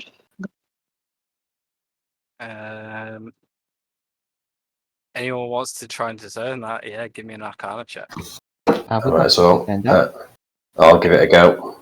I will say only if you're proficient in Arcana, because that's very specific. I'm proficient. 17. 20, dirty 20. Okay. While there are reports that some different planes time can work differently, such as like Feywild. You're sure there's a few others, but none come to mind to either of you. You've never heard about any layer of hell operating on a different timescale, but just because you've not heard that before, you can't guarantee that's not the case. Cool. Okay. In that case, I shall make several small watches, just in case. How many of them are? How many of us are there? I do have a follow-up question to all of that. I know 3 names here, but who were the rest of you, if you don't mind me asking? Are you asking? Yes, I would like to know everybody's names. Oh, We haven't been very formally nice. introduced really yet. Very nice to meet you. I am Tia, Tia, nice to meet you. and gives a small bow, like the lift of the skirt kind of bow. Oh, like a curtsy. Yeah, curtsy one. Oh, okay, cool. Name's I'm Lavender. Nice to meet you, Lavender.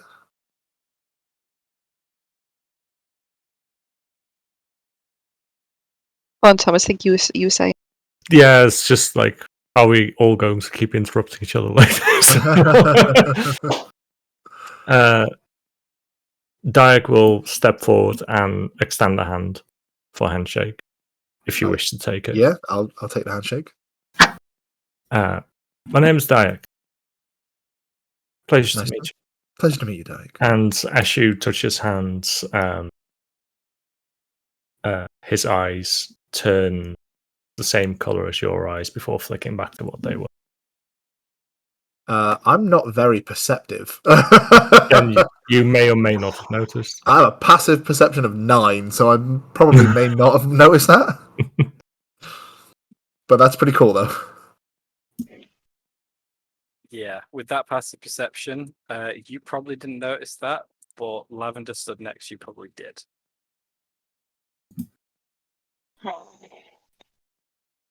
And then I will proceed to... I'll go to Thog first, and then Teffel. And then I will approach you, Eve, last, and I will go, and the possible, or rather affiliate of Silver Mist, your name is? Eve just kind of rolls her eyes slightly at you and goes, "My name's Eve, Dr. Eve Sterwin, but I'm known by the people of Chult as Losfir de Edelsay."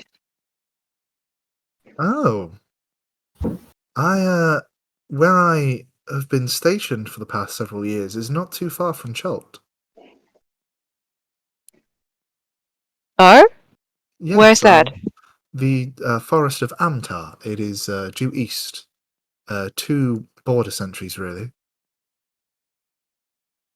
Did you hear about the goings on in Chult over the last few years? The great dying?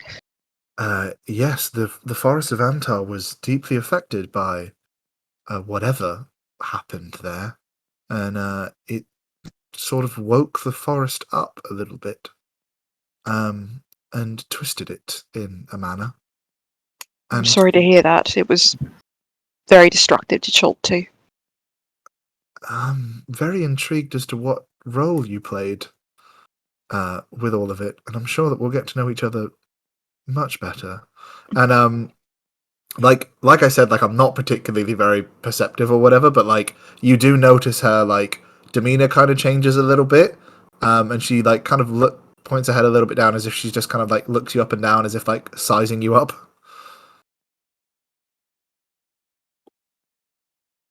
But not in an aggressive or like intimidating way, just a kind of like, this one is Okay. one to keep an eye on. Eve nods. I hope that we have a fulfilling and constructive relationship on this journey we're sharing together. Very much so. Very much so. And, if you have any chicken, please feel free to feed it to my raptor. And she gestures to Champion behind her. Oh, a raptor. No, I have seen one or two of these before. How have you trained it in such a manner? Basically, lots of food, lots of talking to him, and, he's prize winning, Came first in two races. Well, that is very, very interesting indeed. Well, it's a pleasure to make everybody's acquaintance. Are we continuing to read books? Lavender, was it? Or are we portal hopping? Well, I think I have all of the information that I can from here. If we're all Just- happy to jump into hell, 3 days and then in hell will be a vacation, I suppose. Should be I- warm. I just wanted to check, does anyone need a rest up? Is anyone particularly badly injured? The second one, Um, I'll be fine. If you think anyone's injured, you can use this. And Tia hands you a small cylinder-like device. I took a little bit of a knock. I could do with maybe an hour or so. I can always assist if anyone needs any extra healing if we take an hour or so. Let's just say this small thing has 10 charges of healing you. So please feel free to use it. Ooh, how much is that? How many hit dice do you get back for using a charge? So it's level 1 cure wound that can be used 10 times.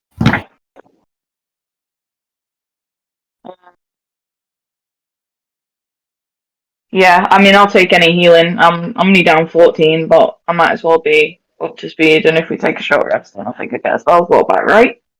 Yeah, Sure. I'll Yep, take some. and for each Yeah. of them, you can put +5 because that's my modifier. Oh, lovely. Just let me know how many there's left. I need to keep a track of things. Is it a D8 for cure wounds? Yep, 1d8 plus 5. Plus 5. Lovely. 1 second. And here are some watches. I have created 5 wristwatches and 2 pocket watches. I would suggest giving the pocket watches to Dog and Sepel. Because, well, if you swing something really hard, your wrist tends to collide with things. Thank you very much, dear. Yeah, nice work. Mind if Go on. Let's just say, mind if I borrow the wristwatches to you? Is that alright? Yes, I created quite a few. Here you go. Thank you. Sorry, Lavender. Go ahead. I will take a watch and a secondary heal if anybody has one. I I don't know, but there is 10 charges just Yeah. Oh, can I use another charge? I didn't want to take them all. If we're short resting, I can do Song of Rest. Yeah, if we're short resting, and yeah, I can take a hit dice and I'll be back Yeah. up. Don't worry about it. Okay. In that case, I'll just put that out there. Yeah, Go ahead I'm then. good. You can all have a uninterrupted short rest. Visual will do the same, starting to pour through different kind of notebooks that have been left behind, catching up on how to use these portals again. Every now and again during your watch, there is the odd muffled thump or crash that you can hear above. Only like once every 10 or 15 minutes, but there's clearly something still going on upstairs. But it does sound very far away. So yeah, go ahead and spend hit dice however you wish. Yeah. Anyone who's using a hit dice gets an additional 2 points of healing as well, because Merle will spend his time, or the end of it he'll do. Anyone who can hear my performance or telling stories and stuff gets additional 2 because of Song of Rest.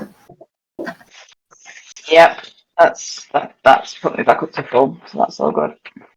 As you're doing that, then Monroe, What stories are you telling? He's just telling like stories about traveling and people he might have met along the way, and his time he spent in just the time he spent in Baldur's Gate, and people he met on the Bridge of Worms, I think it's the Worms Crossing, and just general stories and things like that. Okay. While he's doing that, can I listening to the stories and how you kind of go, because I'm guessing you do it in like proper like fashion where you kind of embellish and like Yeah. emphasize and stuff. As you do so, after like a minute or so of this, realizing how the story goes and listening to your inflections and how you talk, you begin to hear like pan music accompany it, and like I cascade and go down and stuff like that with it. Like I go behind Nice. your stories with a little pan flute. Very nice. During the short rest, Atia would have created a few small tablets and looking into the arcane books that were here and creating different type of notes and theories. Okay, cool. Still around the stuff you already messaged me, right? Yeah, and occasionally listening to the story. Okay, cool. Anyone else want to do anything on this short rest? I am going to. I'll take one of the wristwatches and take off the straps, give them back to Tia, and then tinker a little bit with my armor to make like a little slot around the wrist and just place the clock in it. Okay, very nice. Just becomes part of the armor set. I suppose that works. Very nice bit of tinkering. Cool. Should do the trick very well. Yeah, end of your short rest then. Vigil seems a bit more confident in himself. He has taken the time to also calm down a bit, especially listening to the stories and the pan flute. And as you all begin to gather your things, get back up and start preparing yourself, he's like, "Okay, are you guys ready to do this? Again, I can't thank you enough. I can't wish you. I wish you all the luck in the world." I was thinking that I need it. Just take care of yourself, mate, okay? I mean, you really look like you've been through the wars and back. Just if stuff comes down here, just make sure that you hide and stay safe and do what you need to do.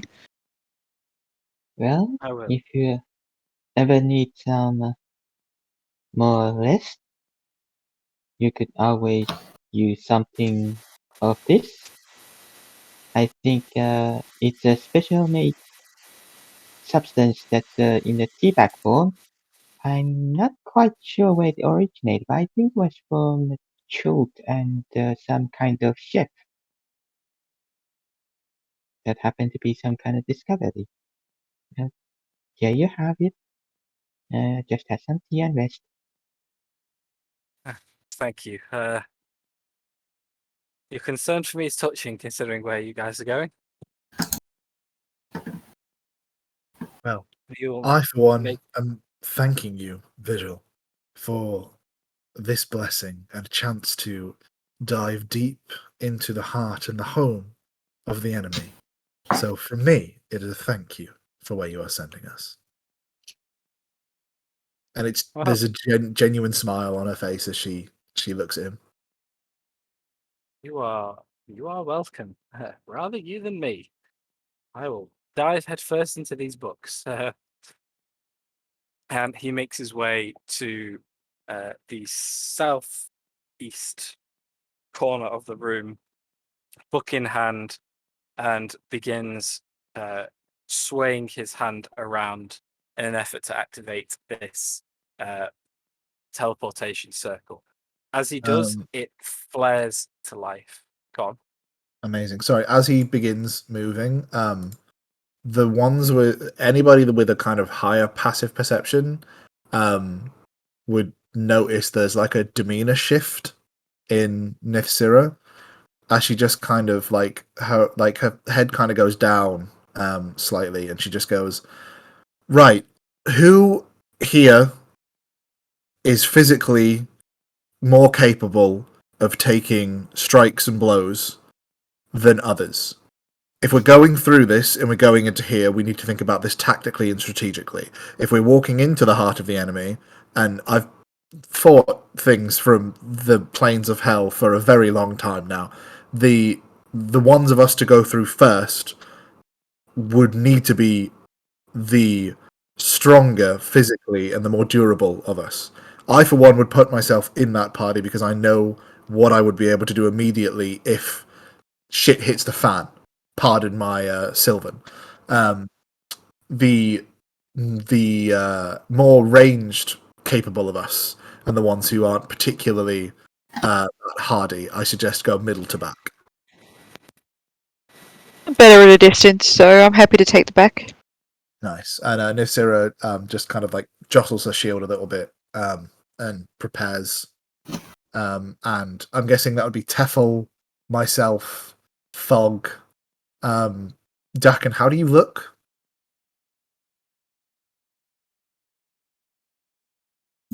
Thomas?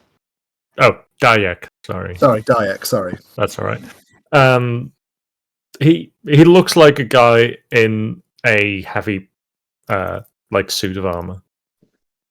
And she'll kind of gesture towards you and go, "Are you durable enough to take a first hit?" Should be able to. Wonderful. I think we'll take the forward advance then, and the rest of us provide ranged artillery and come through 10 to 20 seconds after the initial ones go through. That way we can set up a space perimeter defensive formation if we need to. How did you know? I've been fighting demons tier for quite a while in a group of 10 of us. I was training to replace or become second in command of my group. This is Oh, no. This is a Monday to a Wednesday for 3 days in hell to me. Sorry, I was just referring to the artillery part, but okay, that's fine. Oh, sorry. Figure of speech, call it.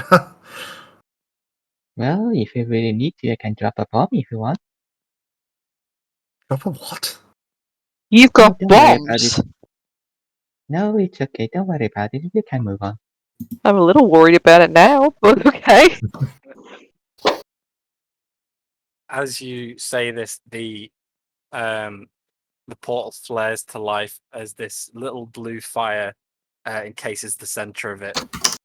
As it does, rippling outwards from it as though it's now affecting the space around it, all this foliage you see instantly dies back and disappears. Your skin flares hot as the room gets a orangey red hue. And you watch the space around the portal begin to transform to reflect the space beyond it. A walkway appears to this portal, and all around, the ground now looks and from a distance feels as though it has become molten, jagged, and harmful to the touch. That's a pretty sick Vigil scene, stand man. back. Vigil steps back and goes, "Oh, I think, judging by appearances, I did it right."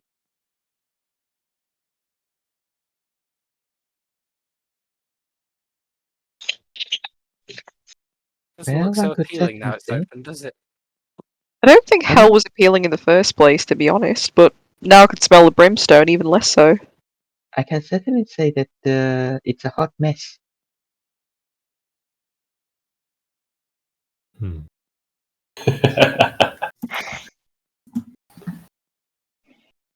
Well, let's hope that humor can get you out of a sticky situation should you find yourself in one.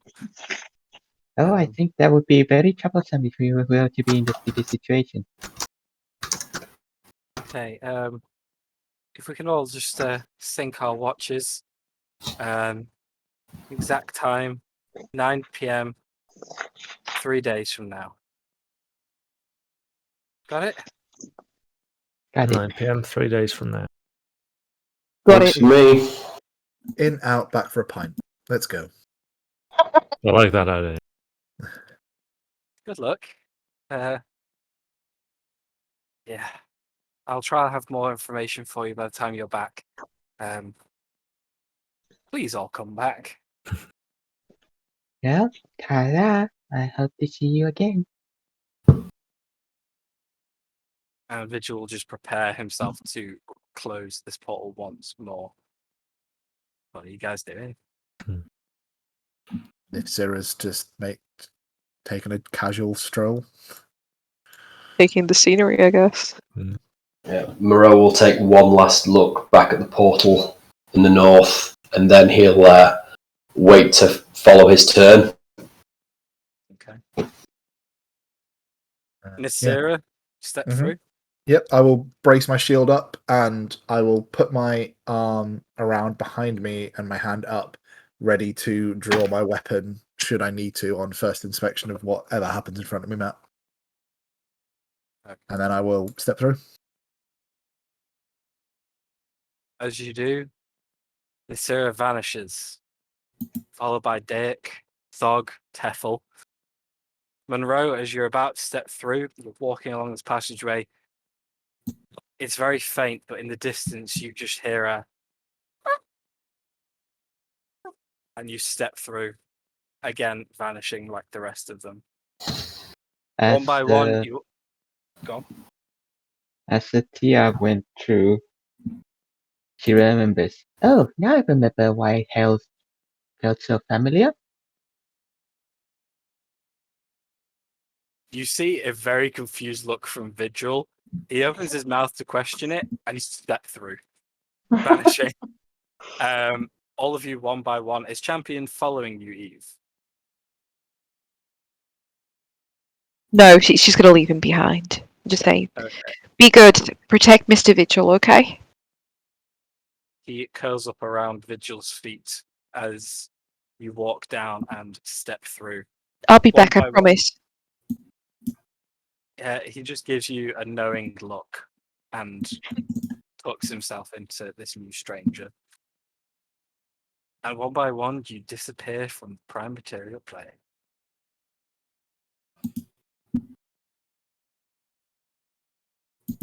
One by one, as you step through this portal, your senses are momentarily overwhelmed with a completely different environment.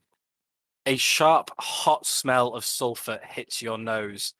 A dry heat meets you from all sides, and you find yourselves stood in a small, smooth-stoned building.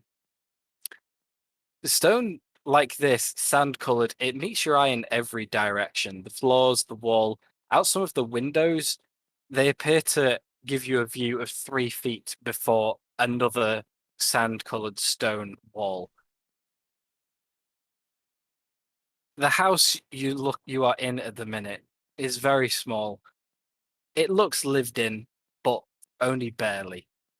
Most things seem old and unused, but there are small bits of rotten leftovers or clear evidence that someone has been moving furniture or moved around this space recently.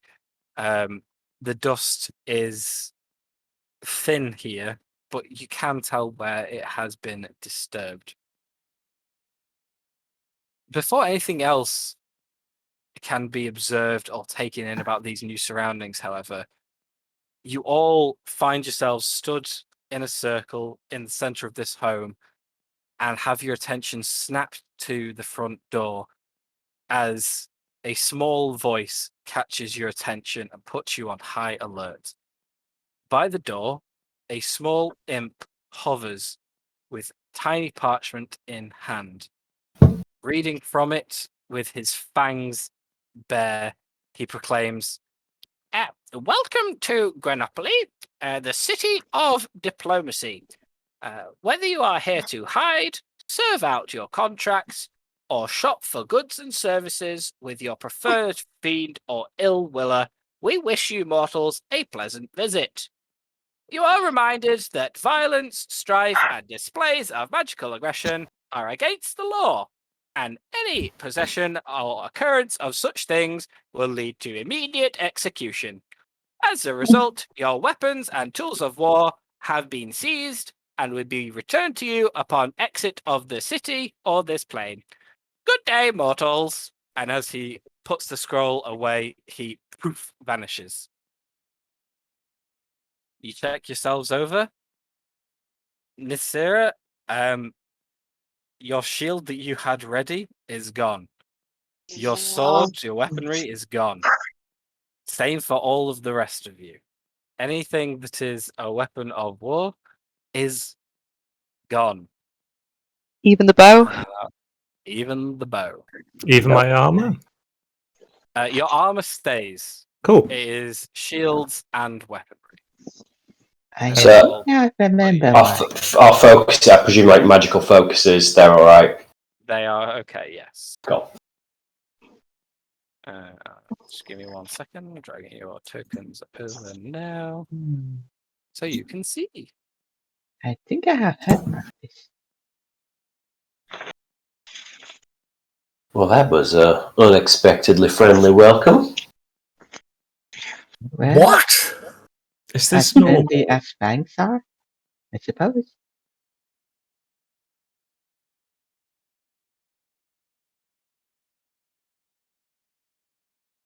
I'm gonna look around. Is there any kind of danger or anything that we can kind of sense? Anyone else around here?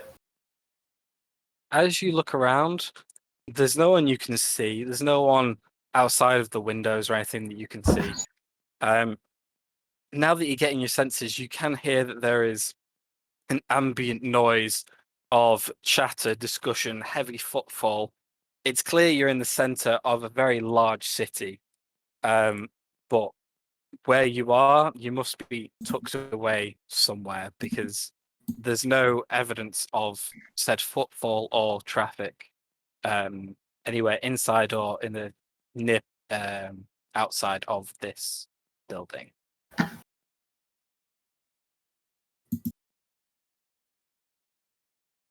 Well, What I believe is this place?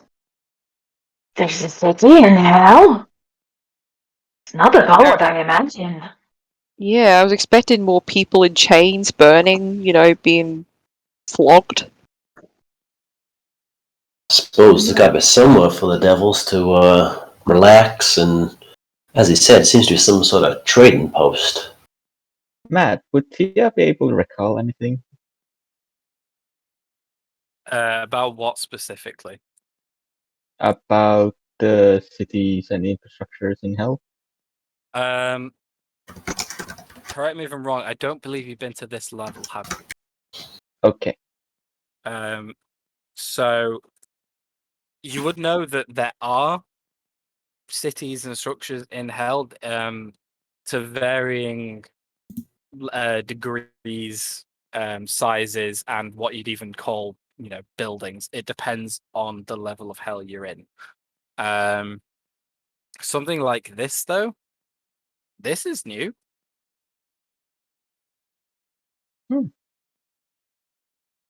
It's at this point that you notice there is a small fiery circle on the ground that disappears from existence. You're trapped in hell. Oh, the hell is trapped with us. Well, I was starting to worry that maybe we'd find it difficult to find where we left this portal. But I'm feeling slightly better about it. If there's at least some sort of fixed point somewhere. I suppose there is no time to waste. If it seems just relatively safe in here, I might as well see if I can find where this guy is, That makes sense. If you wanna try, I can always try after you if you don't manage to find, or if it doesn't succeed, give it another try. Sure thing. Give me 10 minutes. She is gonna plop herself down, cross-legged, and perform flying with the piece of hair that she's had. The target must make a wisdom saving throw, and it's modified by how well you know the target. She's heard of the target, and she has the lock of hair, which minuses 10 from the save modifier. Chris, can you explain that to me? So basically, they get on their save. Yeah. So they get a +5 to their save because you've only heard of the target, but they also get a -10 because you have one of their body parts. So overall, they get a -5 when they roll. They've got to deduct 5 from whatever the total is. Deduct 5. Okay. Yeah, they have to say yeah. Yeah, and my save is a 16. Yeah, go ahead. Okay. While you are doing this, is anybody else in this 10 minutes doing anything? I want to look around the little house that we find ourselves. Just like carefully entering and look around. I'll assist with that and give her guidance. Okay. I'm not necessarily like investigating, looking for anything specific, just like scouting out. Okay. You can tell just having a wander around the house. This has clearly been. I mean, you may not have had encounters with fiends and devils before, but this is a very, very small, almost like you'd find a homely kind of home in a nice village somewhere on the prime material. Is decorated in the manner that any humanoid would. Most of the furniture is made of wood, which again, in a very fiery landscape, not the best idea, but it doesn't strike you as being out of place, and apart from the fact that it's in hell. It does all look very disused. Besides the odd sign that someone's been here briefly, it doesn't seem like this is someone's actual home. There's no like possessions you'd expect. There's no decoration or use regularly of objects that you'd expect if someone was living here. Right. I'll go back to the group and relay that. Is this a place that you've entered before this era? You lock eyes with Nasira, and she is having a fucking existential crisis as everything that she believed is suddenly crashing down around her. She just looks at you and goes, "But it's hell. Why is it civilized?" Well, civilized and slightly abandoned by the And look you are looking at just like Narm levels of flashbacks going across her face as she's done nothing but fight off demons in ruined cities for fucking ages, and now she's like, hell is like this? Right, someone wasn't prepared for this trip as much as they thought. Well, it's like the metropolis, would you say? Next question to the people who know anything about the place. This is just to generally everyone listening. How well do demons listen to rules made? Because there were a lot of rules that no one was expecting. With my 23 earlier, Matt, would I know? Yeah, so I would know that devils are very lawful. They're evil, but they do follow the letter of the law, whatever their law is. However, they will try and find loopholes, things to exploit. They're not into the spirit of law, they're into the letter of it. They will try and use it for their own advantage. Then I suggest that we keep that in mind, at least for ourselves as well. From what I've heard, and I've not had much personal experience with this kind of stuff, they take it very seriously. Very seriously indeed. Then I say we follow the rule. No fighting, no magic, violence of any sort. If you want me to reiterate, yes, they said no violence, strife, or displays of magical aggression. Yeah. I was writing that down. What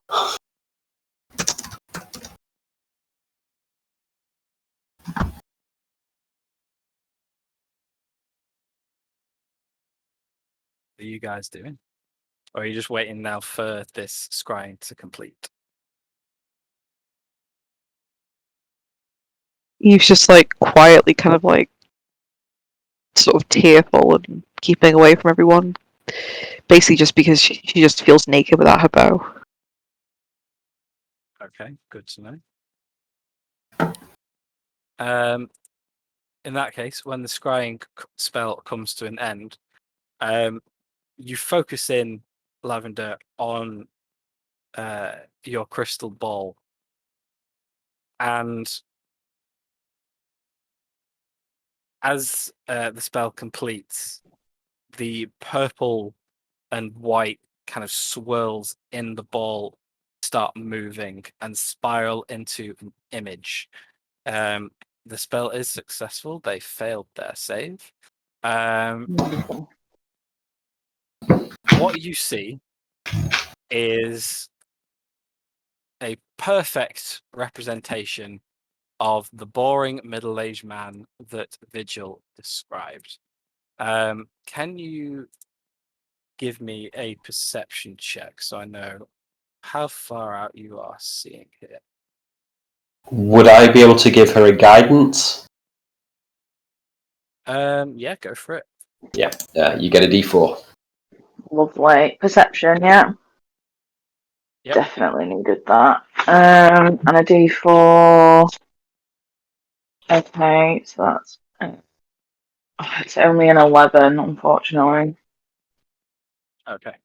However, the spell does say you can see and hear through. Oh, it creates an invisible sensor within 10 feet of the target. Yeah, sorry, no. I thought you saw through their eyes. Go ahead, Matt. Sorry. Cool. So you see this individual, green robes, receding hairline. This clearly matches the description of Malcor that you were given. However, he appears to be gagged and chained. Looking at his immediate surroundings, the floor is one of a dark red stone. And the chains that attach to him seem to lead off behind him, and they're being held by two very large humanoid looking creatures. You can't quite see enough to get a good look at them. However, what you do see around the base of him is he's kneeled down, and the floor just to his left gives way. He's on some kind of elevated structure, and down below you can see the bright light and glimpse of what might be fire or magma. To his right, you can see what looks to be a bit of stone that you can't quite tell what it is, but it's about 3 feet high and continues off to that side, but you can't see what's beyond it. Maybe it's a small wall of some kind, some small stone structure to his right. He has a few scrapes and bruises, but for the most part, he seems to be okay. He doesn't seem to be in distress, and he seems to be unaware that you are looking at him.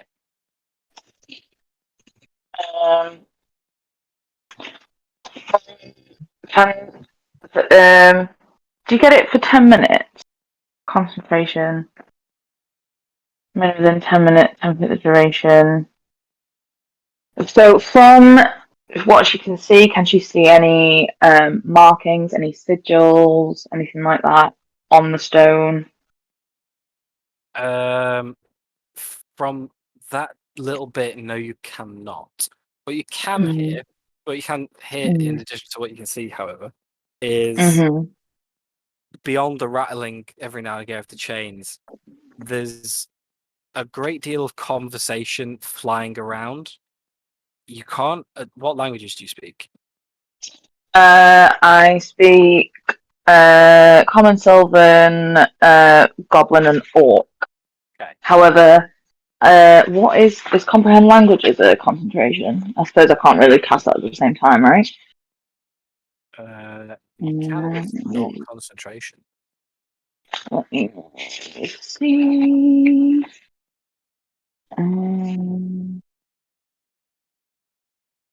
Oh, where's it in my phone? It's not concentration. It isn't concentration. Then she will, if it's one of the languages that she can understand, then she'll cast comprehend languages. Yeah, sure. Okay. Why not? Let's go for it. As you do this very scratchy, infernal language that is being shouted around, echoing through clearly an open, large space or indoors, you begin to make sense of more of it. Some of it is political speak. The use of different names that they're clearly names because they don't translate, but they make no sense to your ears. Talking about places, people arguing over it. There are some people bartering for contracts. There are some people throwing abuse verbally at Malcor. And just as the scrying spell is nearing its end, you hear them all quieten as someone to the immediate right of Malcor pipes up. Bring in the next one. I will speak, they will listen, and maybe a new contract will be struck. Do you think it shall be fair? And the whole room echoes in agreement of no. All seeming to laugh and love the spectacle they're clearly about to witness. And then you hear this voice again, bring them in. And again, you hear echoing of large doors opening. Malcor kind of looking up at whoever is to his right and then back to the forefront. And that's about where the spell ends. There's nothing much more to discern, unless there's something specific you want to listen into or look out for. I'm just very quickly just running over what I've just typed down.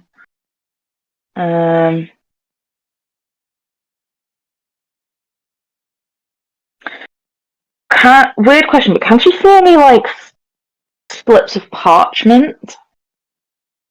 Or sorry, carry on. Not parchment, no.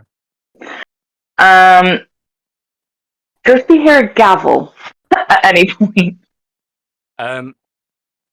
What was your perception? 11. 11. You don't hear a gavel, no. Okay.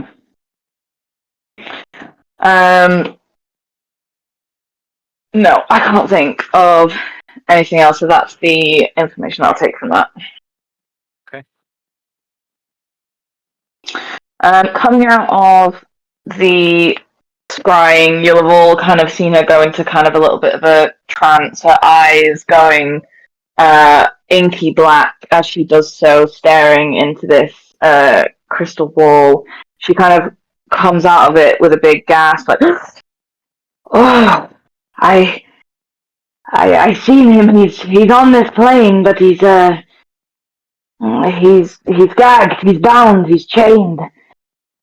She'll describe everything that she saw, including everything that she thought she heard in terms of it being political, telling the different names, and then she kind of deduces at the end of it, saying, it seems as though it was some kind of bargain or people fighting over him. I'm not sure. They were talking about the next one after him. Something about reveling in that the contracts weren't going to be fair. Perhaps I thought some kind of auction or a slave house or something like that, but I can't be certain.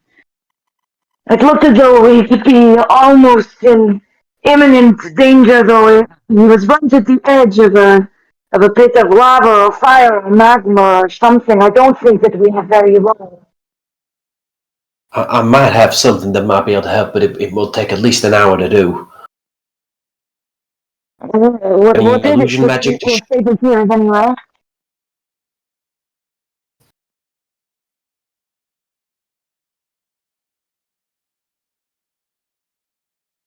Yes. What are you saying?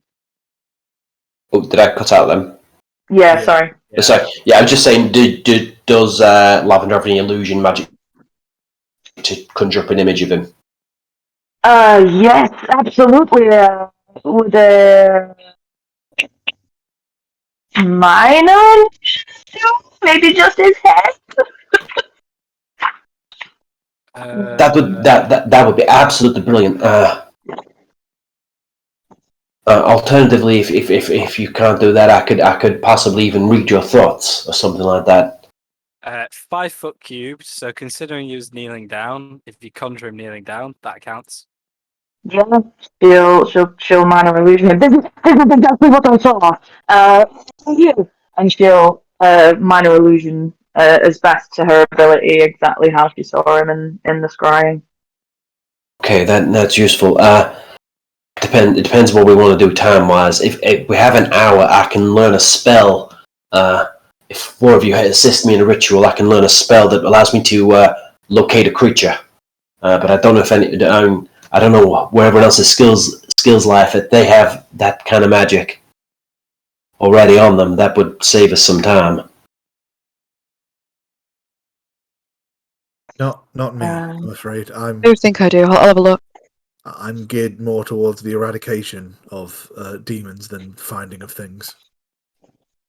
Yeah, find divination and things like that. It's sort of my wheelhouse. But if we can spend an hour, I could learn the spell.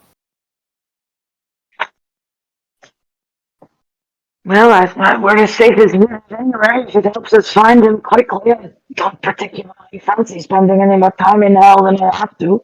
Although I'm a little bit curious and excited. I would rather make sure we're back for the deadline. Agreed. Before we spend an hour, Lavender, I don't suppose you know you using the spell that you just used. I don't suppose you'd know where the place where he's being kept is, do you?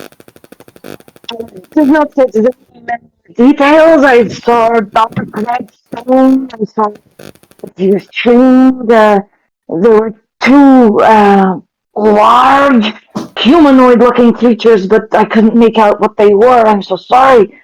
Like I say, it was somewhere close by to a large drop with some lava at the bottom because he was chained next to it. There was some stone, perhaps some small wall. I would know it if I saw it, but I can't. I don't know exactly where it is. There were no indicators of other than the language they were speaking, which is Infernal, which of course they will all be speaking it down here.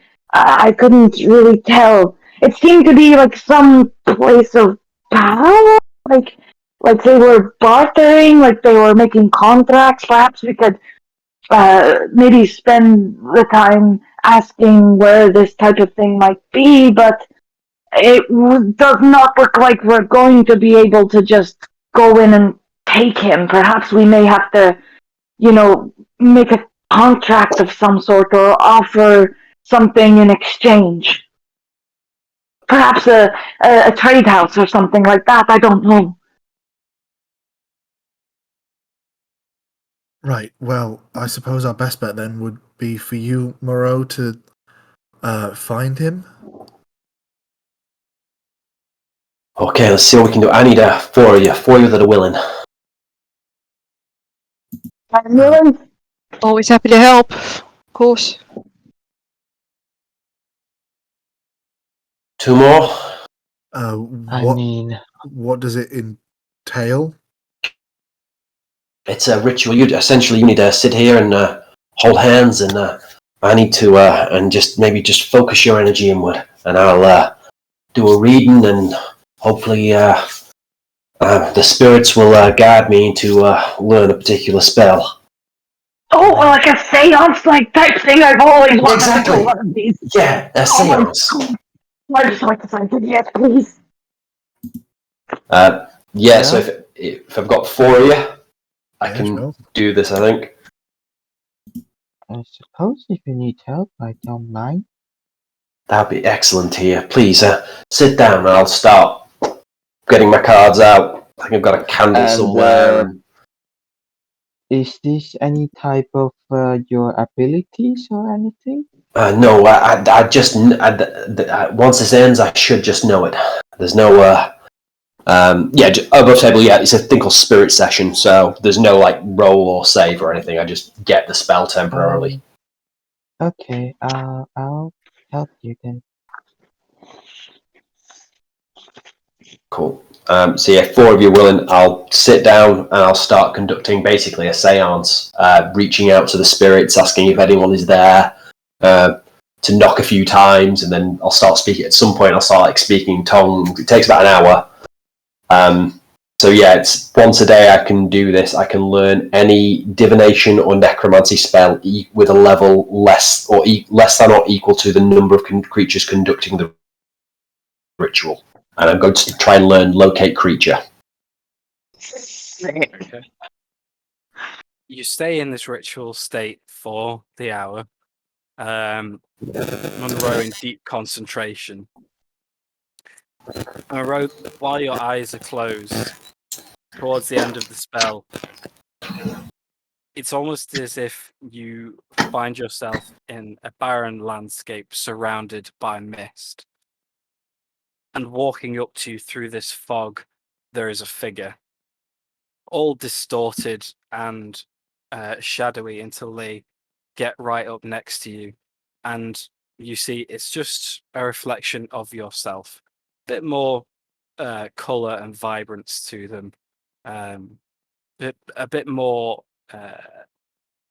what's the word I'm looking for? A bit more bubbly of a character and more happy, almost. Smiling at you. They place a hand on your shoulder and they flare into brightness before disappearing back into the mist, becoming the mist itself. Your eyes open, you have learnt your spell. Excellent. Yeah, so yeah, I've got locate creature until I take a long rest. Yeah, until I start a long rest. Yeah. So yeah, that was absolutely fantastic. Thank you so much. That if we're ready, or if anyone needs anything to do, we can wait. But once we're ready, I'll know for an hour if I can keep concentrating a direction to the creature's location if it's within 1,000 feet of us. Let's go. All right. So you're casting it. Yeah, cast. Use a burn of 4th level to cast locate creature. Cool. As you cast the spell, it's within how far? Sorry. 1,000 feet.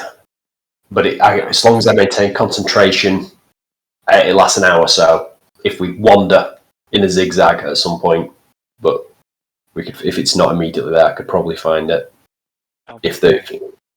Depending on what the plan would be. Give me 1 second. Yeah, this would help. If it can't locate creature, I don't think this would be an issue in hell, but it can't locate a creature if running water of at least 10 feet wide blocks a direct path between you and the creature. Okay. So I've seen him because of the thing. I know the name. If it's in a different form, such as being effective a polymorph spell, it doesn't locate the creature. Okay. I'm just doing some quick maths because I don't have the distance actually written down.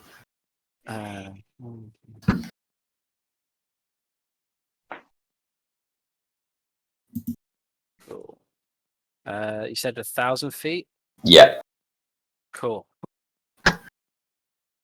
You don't get any reception on the end of your spell, and then you do, and then you don't, and then you do, and then you don't, and then you do for a few seconds.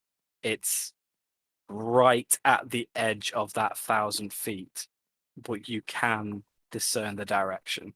It's not constant, but it is definitely there. Yeah, I'll relay that to everyone. You get the direction of northeast from your location. It's northeast. If we go, we can hopefully find them. Okay, let's go. Yes, that's what I'm saying. Looks like a good team we do. What was that, Frankie? Oh, I said we make one spiritualist team. We do indeed. This is the start of a fantastic friendship. Come on. Okay, where is it exactly you're going? Heading the direction northeast, trying to follow the. Can I have a This marching way? order, please? Yeah, sorry. Would I have to be? I'm guessing I'd have to be at the front because I'm the one. Oh yeah, guiding. Yeah. Yeah. Or joint at the front. I'm happy to hide behind someone if someone beefy wants to go up front now. I'll go front. I think without anyone having any weapons, it makes most sense for me to be in front. Yeah. So I'll be behind Dayek, saying turn left, turn right. I'll be up front with Dayak because I know that I at least speak a language here. I don't know if anybody else does in game yet. And also, my appearance, I'm going to fit in the most here, I think. So, I'm staying right at the back. I'll go I somewhere can in stay front with of. Where are we going? I've just lined you up 2 by 2 just because it's Oh, that's fine then. Yeah, that's fine. That's happy with me. Middle's good. cool. Taking note from what Lewis did in Curse of Strahd days, as there's beef people up front, he'll go at the back as well. And cool. So you make your way to the front door, open it into a small, narrow alleyway. It's clear it's from its winding structure. The front door to this building is down a tiny, insignificant back alleyway to the city that winds both ways towards the city street. Though towards the east, you can just about see the crowds in the city street closest to you. However, as you open the door, there is a pop as the opening of the door triggers some sort of glyph that was etched onto it. Can I have, I think, everybody? Yeah, it will be everybody making a dexterity saving throw, please. I'm going. We didn't check the. We should have. Oh, we didn't. I'm so excited. Mine is a 21. 28. Natural 20. Dex save Nice. for a 25. I'm going to roll dog shit for the rest of this campaign. I've been rolling on fire tonight. Nice. Okay. 17. Okay. Can everyone who got a 16 or less take 27 damage? It's 27 cold damage, and everyone who got 17 or higher take what's half 27? That's take 13 points of cold damage.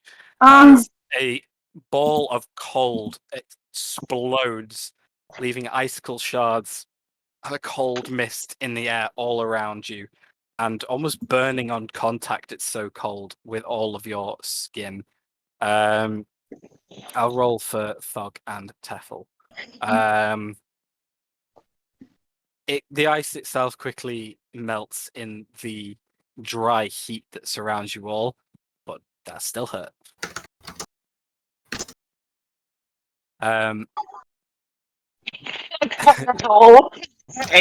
Oh, 1 second. Would I have to make, because I've got a concentration spell, but I'd have to make a check, wouldn't Yes, you will. I? So half damage of whatever I took. 20, or 13, or 10. Oh, yeah, so 10. That's a natural 1. Yeah. And the location No, drops. No! that's a good idea. I still have it, I just got to burn another spell slot to cast it again. I don't I mean, think we have a Well, we know the general- direction. We have a direction Yeah. anyway. Yeah. Yeah. Keep a hold of that because we've got 3 days, so we can head in that direction. And we can probably find an inn somewhere in hell. I'm sure we can take a long rest somewhere without any, Yeah. problem. I can recast it and just burn another 4th level spell slot. Maybe we keep going the same direction and then see what happens when we get closer. Okay. This time cautiously. Yeah. Yeah. This time, Detect magic out. cautiously, You're such an idiot. Go ahead. this time cautiously, you guys make your way out into the narrow alleyway and make your way towards the city street. Walking along, you see species of all kinds, devils in all incarnations, all weaponless, besides the odd one that looks very humanoid, giant red wings from their backs, and they are holding weapons, seemingly the guards of this city, wandering in and amongst the crowds. As you do, there are buildings of all shapes and sizes, some perfectly in perfect condition, some ruined.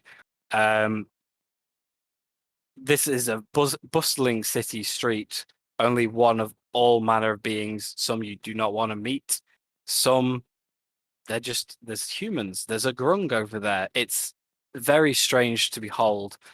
And towards the center of the city, towards the northeast of where you are, you look and you see a giant tower looming over the city itself. Spikes protruding from it, tiered almost like a wedding cake, and plumes of dark, acrid smoke coming from the top of it.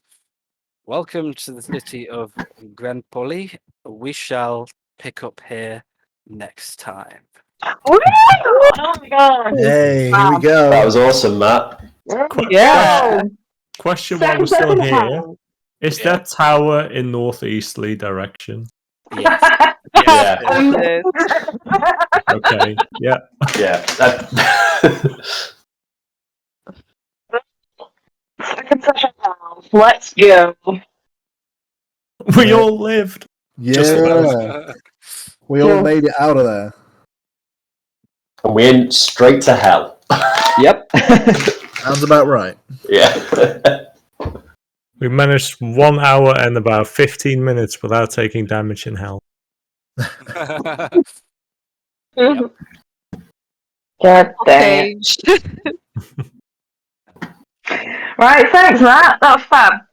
Cheers, Yeah, Matt. that's it, man. Cheers Thanks, for that, Matt. Thanks, everyone. That was very See you soon, guys. all next week, Yeah. guys. This is going to be Bye. good. Bye. Bye. Bye. Bye. Bye.